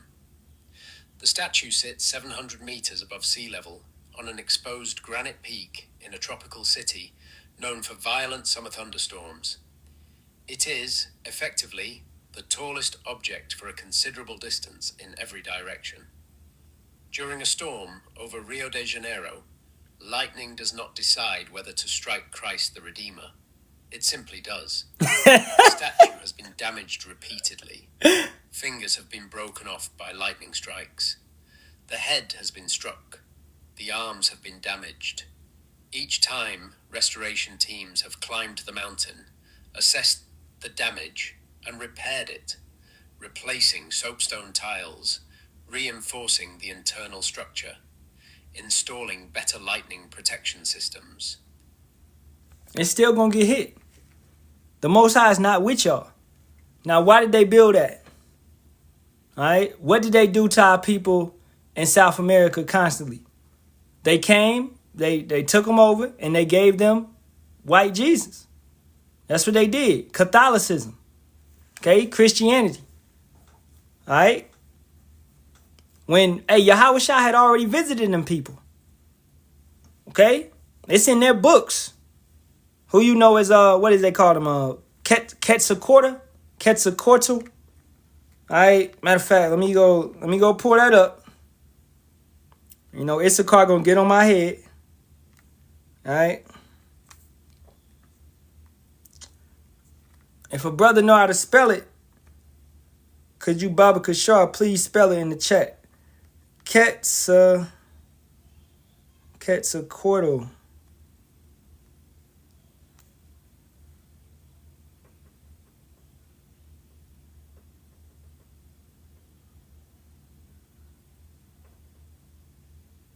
I think it was Quetzalcoatl or it was another one. All right, let me see.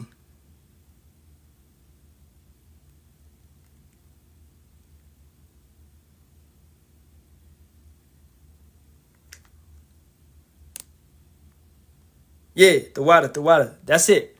All right, and I pulled it up over here. And Google gonna say this bullshit. There is no historical or archaeological evidence that Yahawashi visited the Aztecs. The Aztecs only rose to power in the 14th century, long after Yahawashi lived. However, some groups believe he visited the Americas, often linking him to the Mesoamerican deity Quetzalcoatl. All right? And that's true. You know, that is definitely true. And what's that? That book is not real, the Book of Mormon, but the account in it, it has like an account that Yahawashi came to the Americas. Okay? That may have some ground on it, some truth to it. Right? So it's important to know, you know, this was it was verbally passed out that Yahawashi came to the northern kingdom. Right? And he walked among them. But he would have walked among them in his what? In his power already. This is after the cross. He would have walked among them.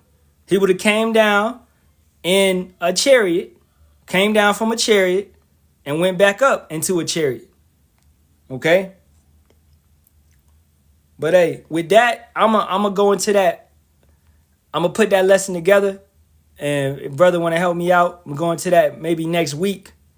All right? And have the information put together and stuff so it'll be more edifying. Okay? You know, I ain't just going to talk out the side of my neck about it. All right? So let's keep it going. The last one is the Great Pyramid of Giza, an honorary candidate which was granted perpetual status alongside the 7 winners. Blah, blah, blah. The Great Pyramid of Giza. Now, let's go into the book of Exodus. This is Exodus, the 2nd chapter. And I'll start. Is it 2nd chapter or 1st chapter?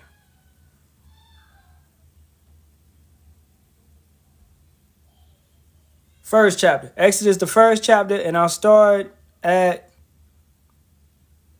verse 6. And Joseph died, and all his brethren and all that generation, and the children of Israel were fruitful, and increased abundantly, and multiplied and waxed exceedingly mighty, and the land was filled with them. Now there arose up a new king over Egypt, which knew not Joseph. Because Joseph did, well, he did great works for that land. The Most High was dealing with Joseph. He became like a governor in Egypt. And in the record books, he's known as Homotep.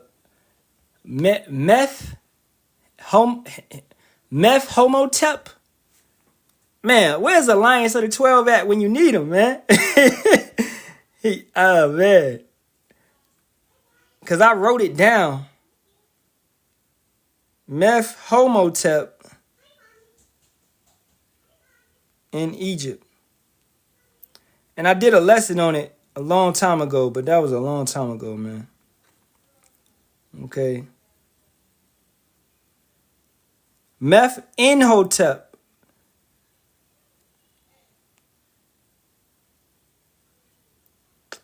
But this ain't the one. But this if you want to, I have to talk about this. If you want to find who Joseph was, he was one of those Hoteps. Like in their history, you would just have to do the math and you would eventually figure out. But I know his name started with an M. I just cannot find it in my notes.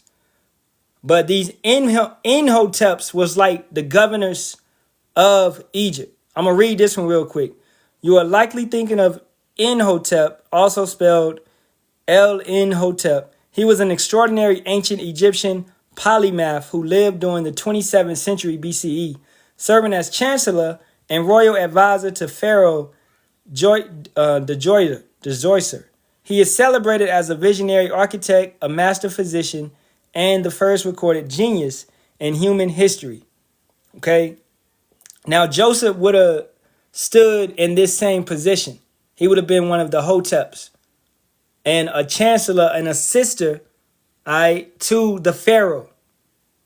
Okay? And that's what the scriptures basically says. Right? He was in charge of the grain. He was in charge of architecture, things of that nature. Right? So this is why the scripture says, now there arose up a new king over Egypt, which knew not Joseph. You didn't know how Joseph got down. You didn't know that this was the man that actually saved your country, bro. Okay? It's the man that saved your country during the drought.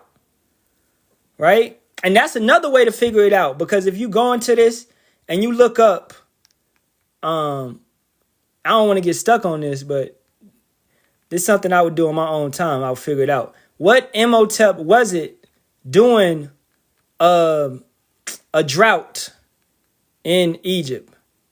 Because he helped during the drought. So it would have been a record of it. The legendary 7-year drought was set during the reign of Pharaoh Djoser of the 3rd dynasty. According to temple inscriptions, it might be him. That might be Joseph. Imhotep advised the Pharaoh to end the famine by dreaming and praying to the... Nah, that ain't him. It was another one, though. That is not him, because he didn't do that. Okay? It's another one. But like I said, I ain't about to get stuck on that. But it's another one that was ruling, that was, a counselor, a chancellor. And yeah, but let's keep it going. Okay. So verse 7, and the children of Israel were fruitful and increased abundantly and multiplied and waxed exceedingly mightily, and the land was filled with them. Now there arose up a new king over Egypt, which knew not Joseph. And he said unto his people, behold, the people of the children of Israel are more and mightier than we, as we are today. Okay? If you really, you may say we are a minority in this land, America, but we are really a majority on this planet. Because when you finally understand that the so-called Latinos, so-called Native Americans, okay, and you understand that it's Israelites scattered all over the planet, we are in every single population on the planet. We are a majority in Egypt. We are a majority in this wicked empire. It's far more of us than the Edomites. All right, but we don't have the power. We don't have the structure. We don't have the power. Verse 10, come on, let us deal wisely with them, lest they multiply. And it come to pass that when there falleth out any war, they join also unto our enemies and fight against us. And so get them up out of the land. Therefore, they did set over them taskmasters to afflict them with their burdens, and they built for Pharaoh treasure cities, Pithom and Ramses. Treasure cities. That's what we built up. If you look at these places now, they're destroyed, but you can look up where they was, Pithom, and this is where we would have lived, Goshen.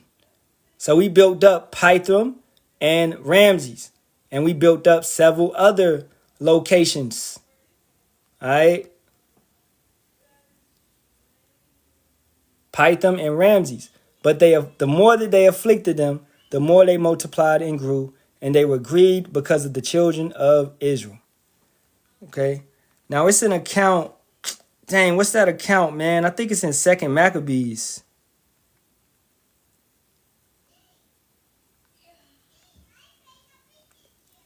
Let me see. I'm going to see if this is it.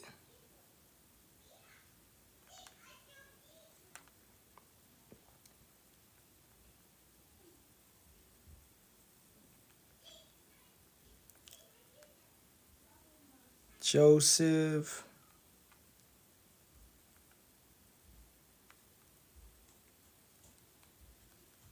Because this is another reason why the 2nd Maccabees and 1st Maccabees was took out.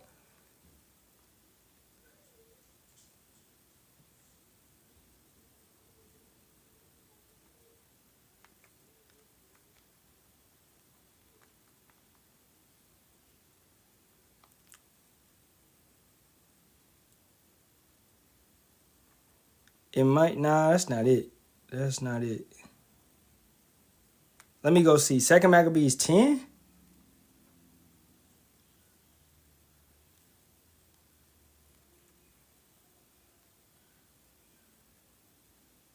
Nope, that's not it. It's the wrong Joseph, man.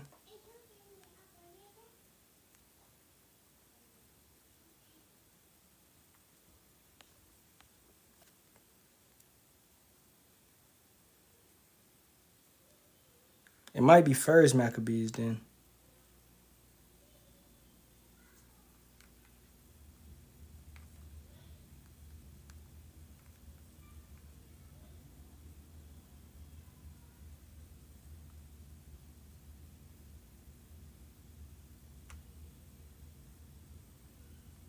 First Maccabees 2 and 53. All right, yeah, this is straight. I'll read a little bit of this. It's just like one verse though. Okay, First Maccabees 2 and 52. Was not Abraham found faithful in temptation, and it was imputed unto him for righteousness? Joseph, in the time of his distress, kept the commandment and was made Lord of Egypt. Okay? So that's him being a Hotep, being a governor of Egypt. Okay? Now I can't really find the scripture that I'm looking for. You know, tripping, but it's all good. But yeah, he was a royal governor, yep, and a regional official. So he would have been in that Imhotep position. Imhotep position. This is why, man, take good notes.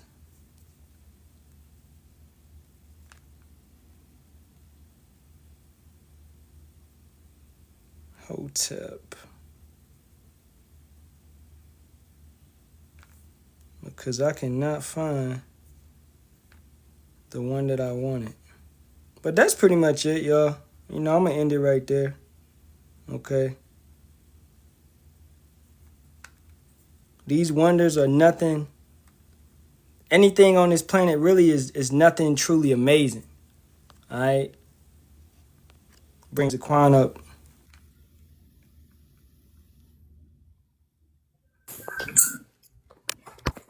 Hey, Shalawam, Bahasham, Yasharahla. Shalawam, bro. That would have been, according to scholars, that would have been Ramsey the second. That would have been the one that that was building the treasure cities. And then Ahtham the first, that would have been, or should have been, the Pharaoh that didn't know Joseph. And that's why. Okay, so what was the Pharaoh before them? Because that would have gave us the Pharaoh before Ahtham? Yeah. I don't know. Let me see. It's not popping in my head. Can't recall. Cause bro, I remember I went on a rabbit hole journey one day, and I figured out who Joseph was back then. Joseph would be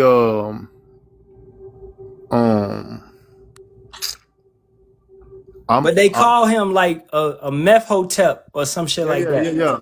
Amen Hotep, some shit like that. Amen Hotep, I think that's who he was.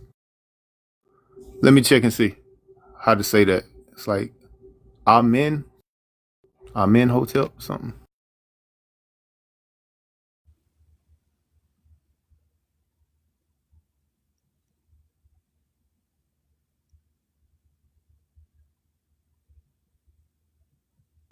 Yeah, Amen Hotep the second. That should have been Joseph.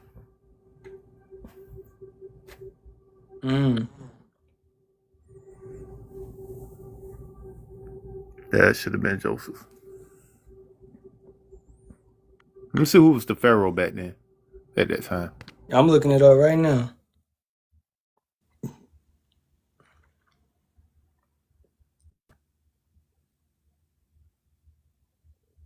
All right, so Tutmos the fourth, I think it was Tutmos the fourth. That was the Pharaoh. So King Tut the fourth.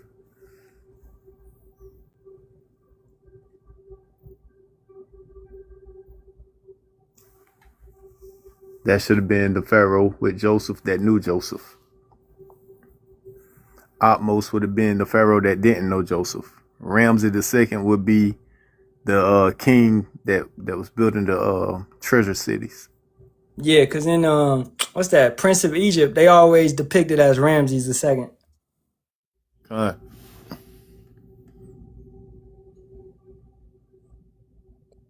but hey, that's the lesson though. What's good? What's good? You got anything to, you know? Going back to Quasicoto, dealing with Montezuma, his parents would instill in him the stories of Quasicoto coming and visiting them and being amongst them and teaching them.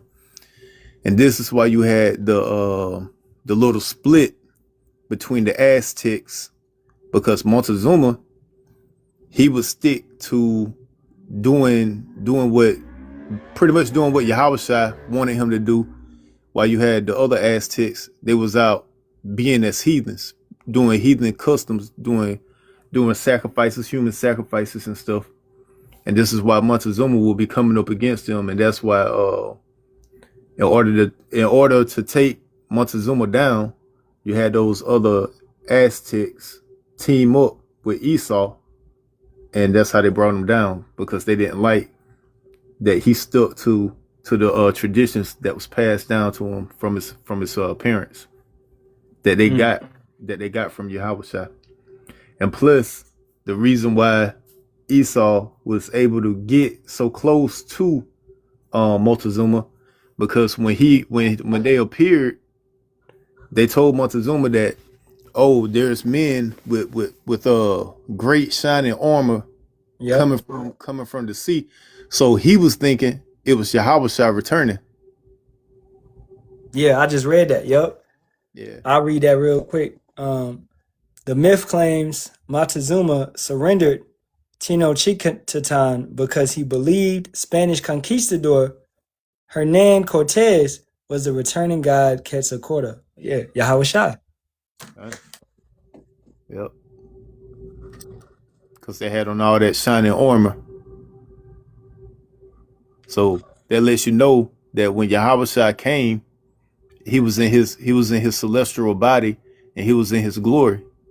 Because Montezuma, according to what he got passed down to him from his parents, was that, hey, when Yahawashi comes back, he's coming back in his glory. So look for someone that's, coming in like shining. You know what I'm saying? Like, hey, he gonna be in his glory. Like, he's gonna be clothed in all type of, in a vesture of gold. You know what I'm saying? Like, that's how he gonna be. Yeah. So that's what they was when they saw them men come, and that's how they dress. Those conquistadors, they had on that shiny damn armor on their chest and shit. Yep. So that's what he was thinking when he heard of him. Like, oh shit, that must be Yahawashi. And that's why we know, man, stuff is passed down verbally. They ain't gonna just come out and tell us that our king is coming like that. They not. So, we have to look at, they may deem it as a myth or whatever. Right? But we have to look into it, man. And another thing is, this is how the Mayans came up with that Mayans calendar too. After that visit, with the little countdown, Doomsday Mayans calendar. Yep. Showing the end of a age.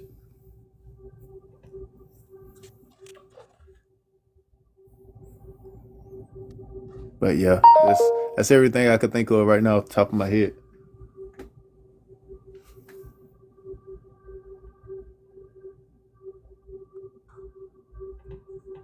Dang, I thought it was a scripture that said that, but no, it's not. That he would come at like the end of the age. But nah, I think that's just something that's been out there.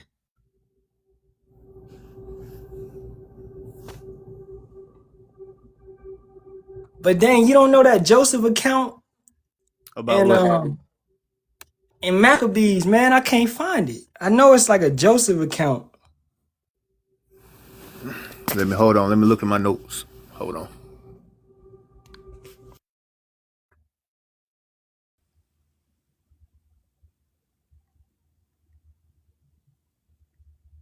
Cause it went, I think it went more into Joseph building.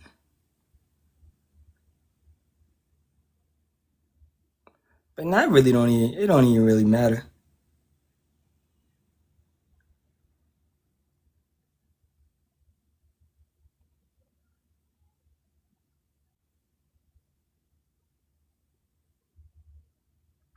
Just the point being is that we were simply used as slaves to build, all these different type of I would have used that one out to the brother Deb. Yeah, I would have used that one.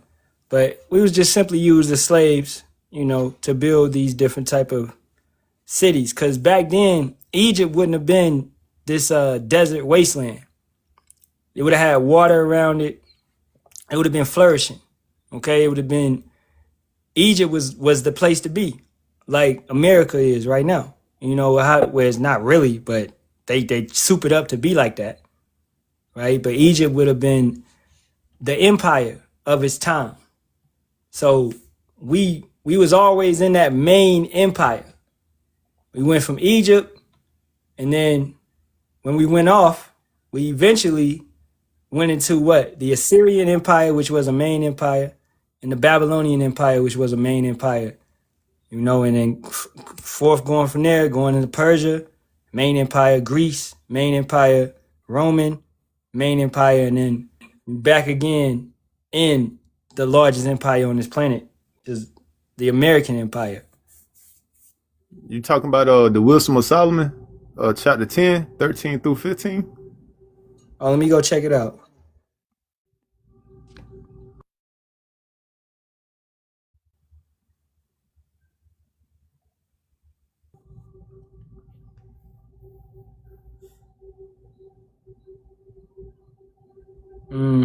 Nah, I ain't it. What But it's about all good though. what about Ecclesiasticus, chapter 49, verse 15, I think?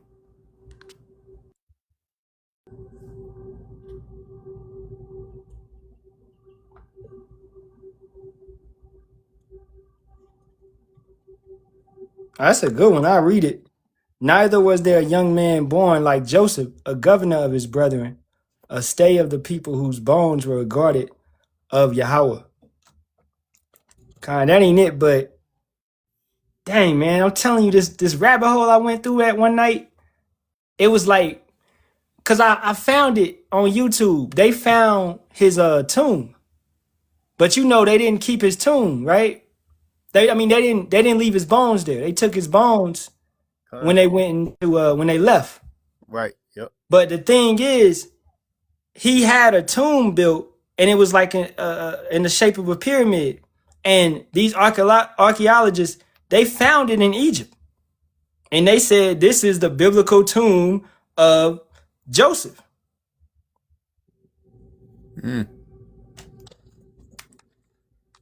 Yeah, that's all I have in my notes for Joseph being in the Apocrypha. Kind of the water though. That's it though.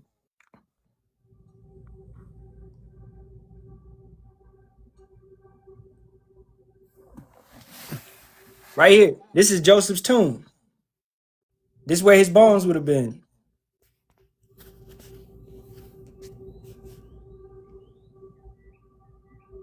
So I mean that furthermore proves, it's just more evidence that we know this stuff is real, even though Esau suppresses it, and this isn't known too much. But he got, because the Imhoteps, they would have got royal burials. So he would have had this built for him, and he would have been like mummified and all of that. He would have had a royal burial. So that's what he got.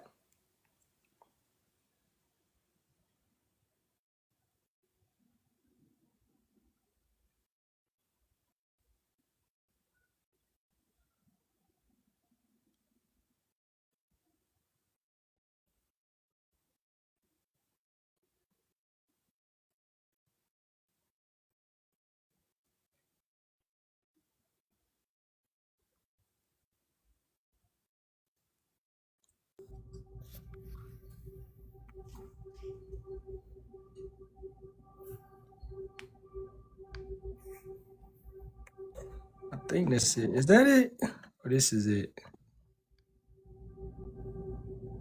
But shoot, man, I'm about to wrap it up, unless you got anything or any questions in the comments. Oh, I know what I meant to tell y'all. I came across the scientific. Damn, I can speak around this bitch. I came across the scientific terminology for that word that I was looking for, where the Most High or Yahawashi could gather up all the atoms and form different things within the galaxies. Something like what you got on your screen right now. So the terminology is called nebula. So going back to the story that I was telling y'all when I did a a lesson on this. It was a scientist, like a whistleblower, and he was talking about how they was coming in contact with these entities, and these entities was giving them certain knowledge about certain things. So these NASA scientists started circling back and was asking them, hey, yo, if y'all are who y'all say y'all are, because y'all say that y'all control everything in the galaxies, then show us yourself, send us a picture.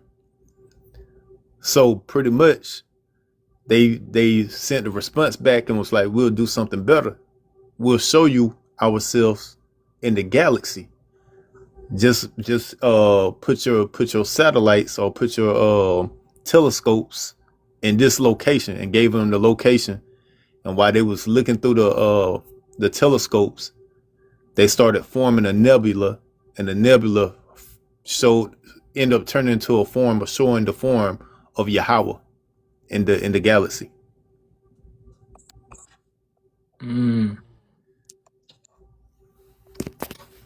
So I was like, that's crazy. So basically, they performed the Genesis 1.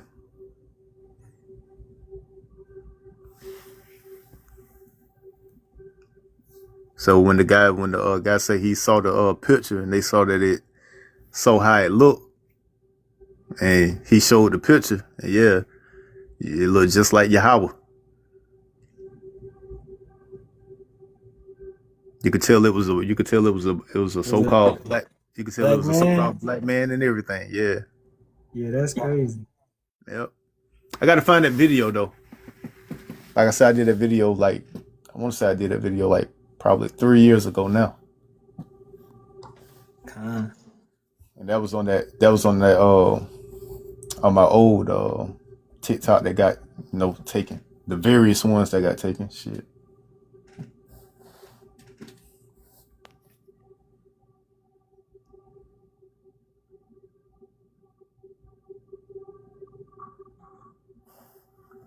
But I'm gonna see if I can find that again.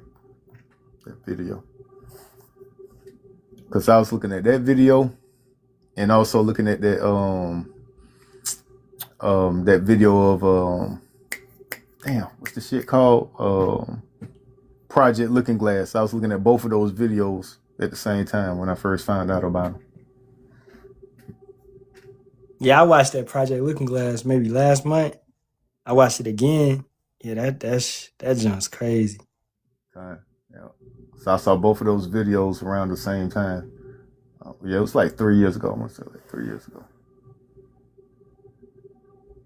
Or maybe it probably was longer than that, bro. Cause when did Stranger Things come out? Oh, that's like 6 years ago, 5 years ago. See, you know what I'm saying? That shit probably longer than that. Yeah, it was around that time when Stranger Things came out. Because you remember when Stranger Things came out, that's when we started hitting TikTok. Yep. So yeah. Damn, but it's time be flying, bro.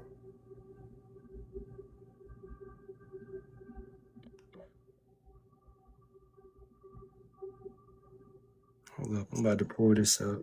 I'm about to see. Dang, man, I've been looking for this.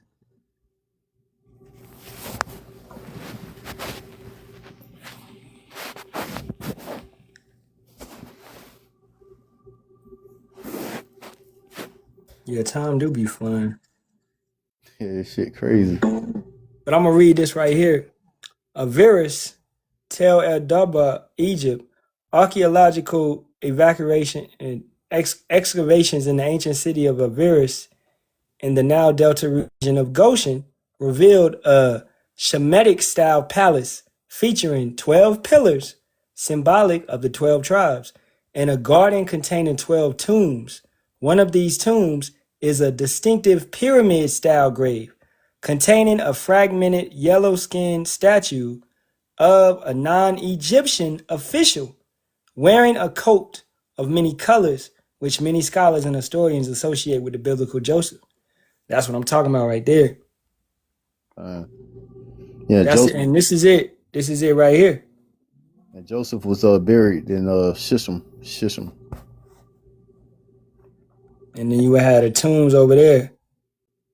But they would have, like I said, they would have took the bones when they left Egypt. Right. Yep. But Joseph would have got that like governor treatment. So he would have got a type of burial tomb like that. Okay. See where Amenhotep II, see where he was buried. Okay. Because if you can't find his burial, then most likely that was Joseph.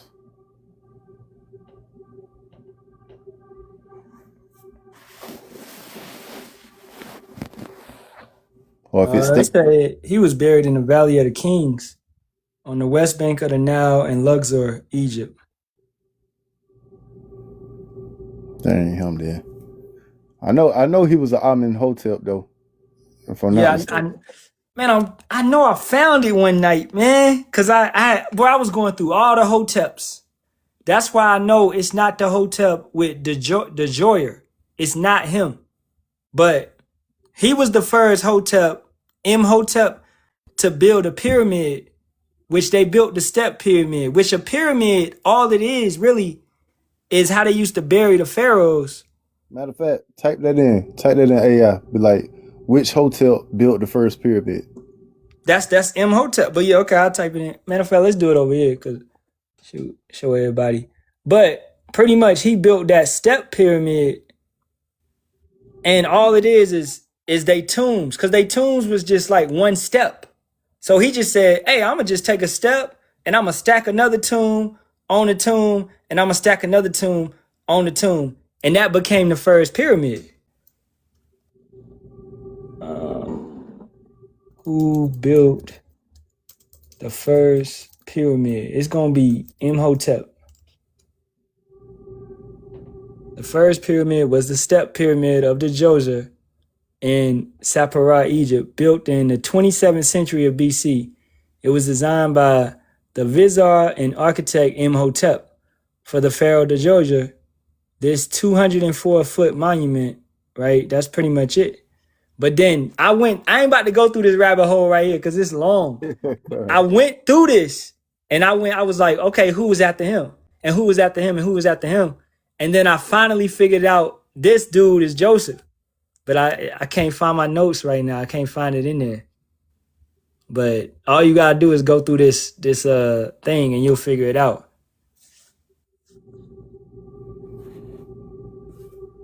And the brother Yahawah gave a good precept that said that we built pyramids. Let's go get that in. I'll read it real quick. This is 1 Maccabees 13:25.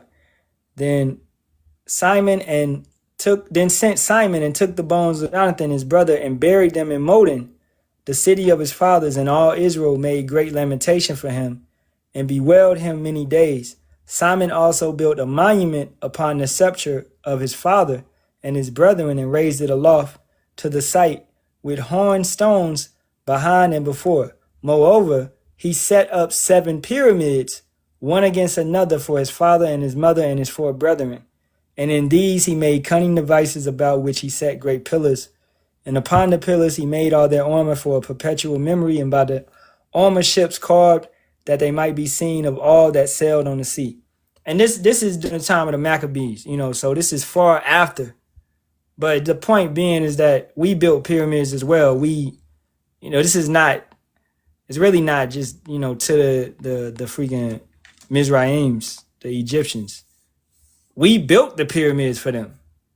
You know what I'm saying? They wasn't really doing the shit like that.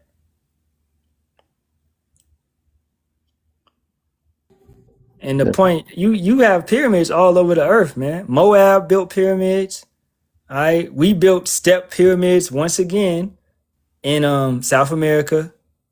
All right. You got pyramids in India. This was a common thing in the ancient world.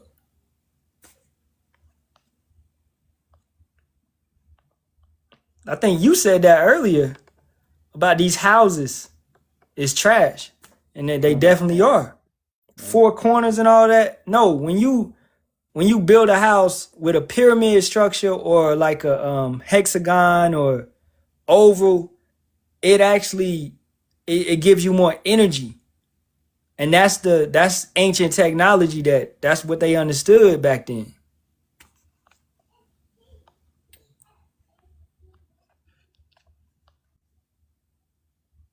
So we ain't gonna have no suburban houses in the kingdom, man.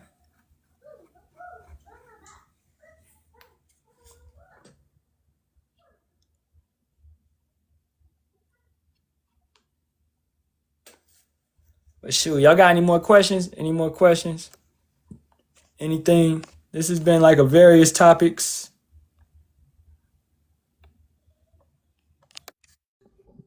Yeah, Joseph would have been Imhotep, man. Gotta be. That was the man. That was the man building the pyramids. That was the man that helped them during the famine. That's the man that helped them with medicine. Yeah, it got to be him. Yeah, it was a 7-year famine during his time too. Yep. Yeah, Imhotep.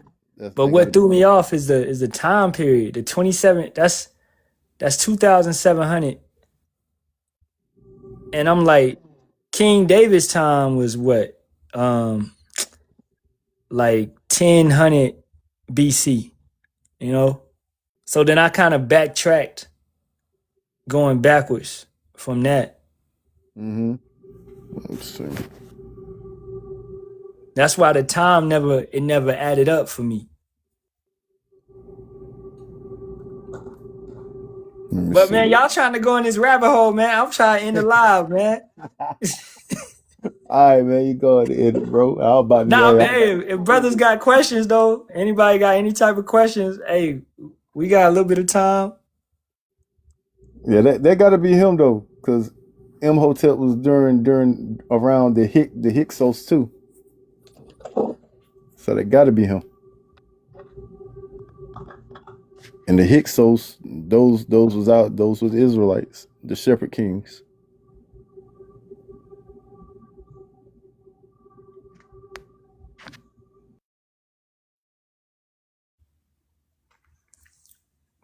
Brothers ain't never got no questions, man.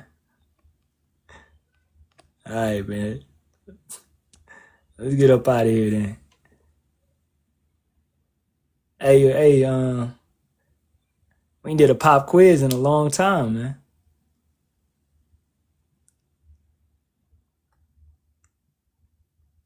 I'm thinking about tomorrow.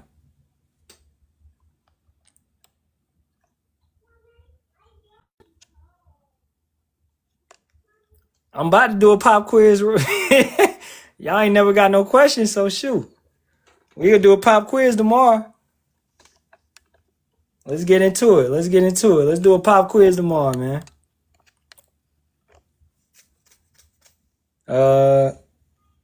What time, man? What time? Maybe like before Chicago Live.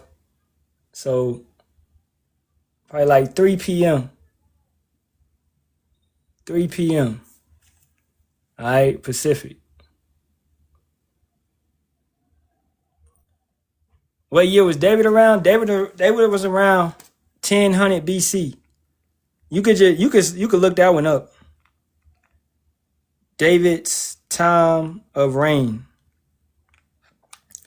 And it'll tell you right here. King David reigned for 40 years, 1010 to 970 BC. And then King Solomon reigned 40 years, right?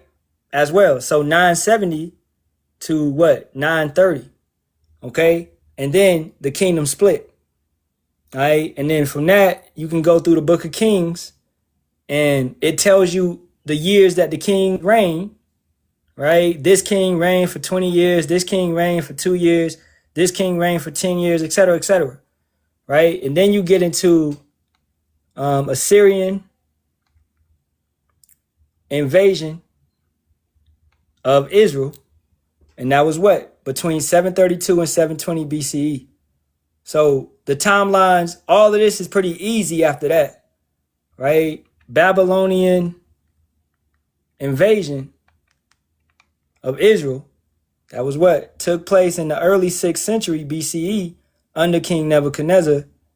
All right, occurred in 3 main stages: 605, 597, and 587, 586 BCE. Right, so the timeline, pretty easy after all of that. This is whatever. So that's why I said I backtracked from David 10:10, because Saul reigned. I believe Saul reigned for 40 years as well.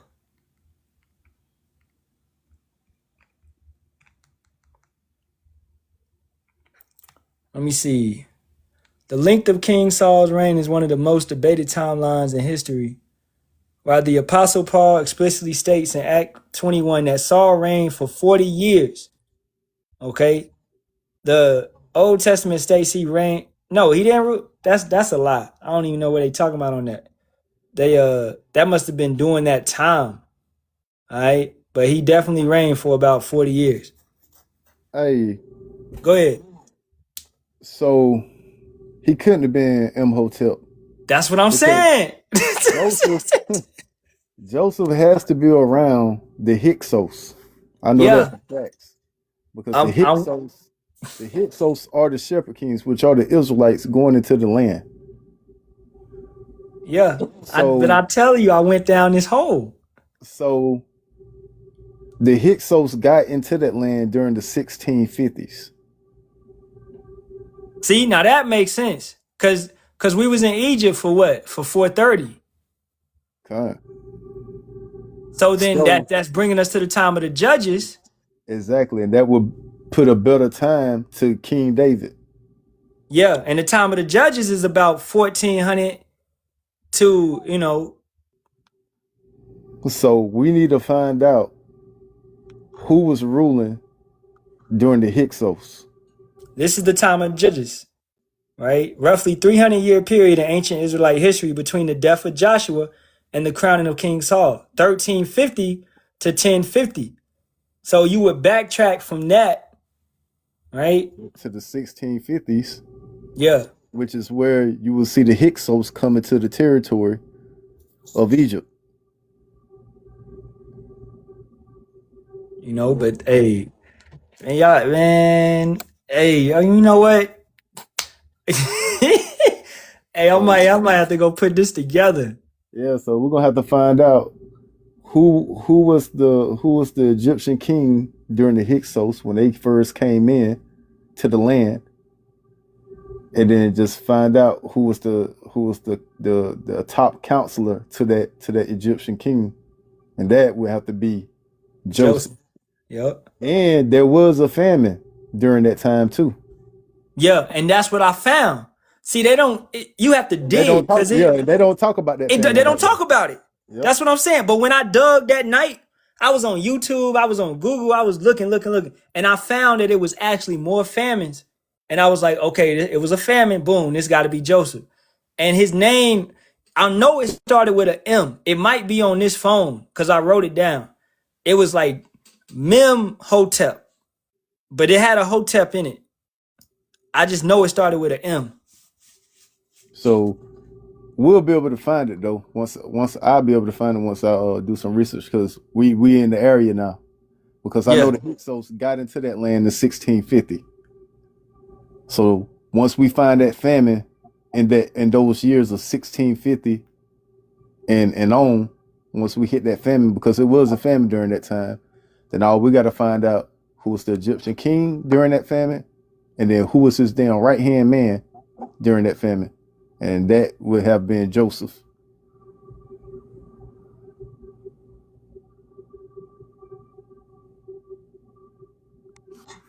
Yep.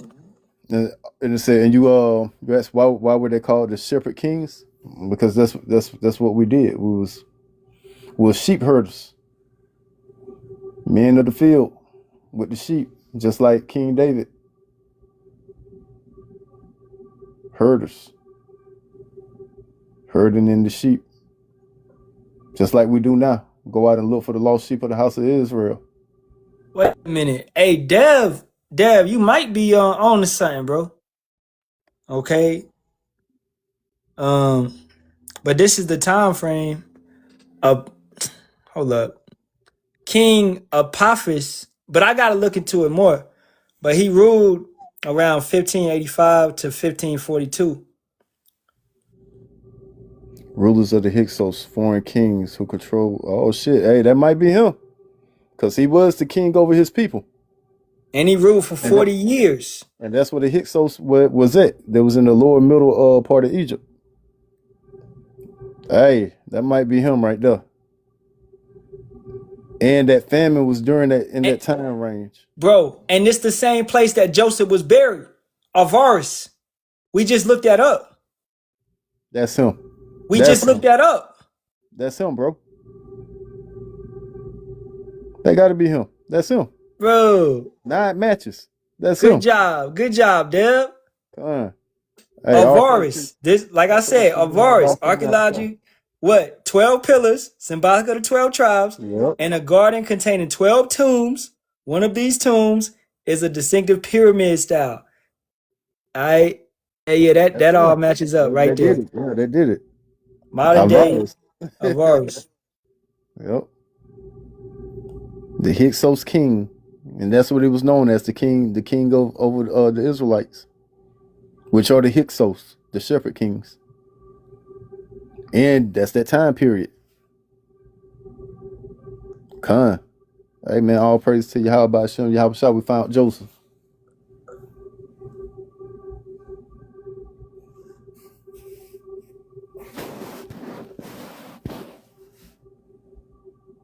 Yeah, that's cool. That's cool.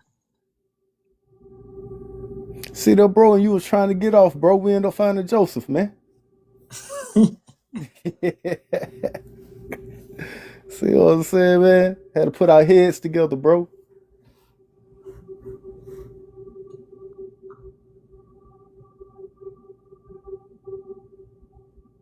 Yeah, man. That was solid. But hey, tomorrow, we could do a pop quiz. If y'all down. Correct. Might as well. We used to do those all the time. I don't know why we stopped. I know. Shoot. I got camp 11:30. Oh yeah, we out there at the same time. Yep. Shit, so I guess we should be done around 2:30. So I say 3:30, man. 3:30 p.m. Pacific. Right? That'll be 6:30 p.m. Eastern. And then that'll put us, we could do like an hour or hour and 30, and then we'll be done before Chicago. Come on.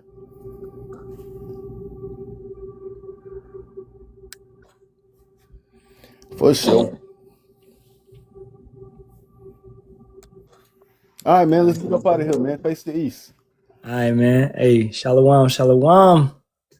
Facing the east, giving all praise, honor, and glory be to Yahawah, Bahasham, Yahawashi, Bahasham, Kakadash. And double honors to the apostles, elders, and bishops of the great millstone, as always. Shalawam, Shalawam to the Lord's hopeful elect. Hey, the water for coming through. All right. And hey, digging and figuring something out. This was beautiful. The water, hey, Shalawam, brother Deb, came through with it. Now you need to put them lessons together, all right? Hey man, we were going all through history, but this shit is crazy. Yeah. Yeah, man. We done went from Montezuma to Quetzalcoatl and all kind of shit. Yeah, this was a good little various topics, man. All right. So hey, Kwame Yasharahla and Obaba Ball, man. All right. Keep the faith. Shalawam, Shalawam.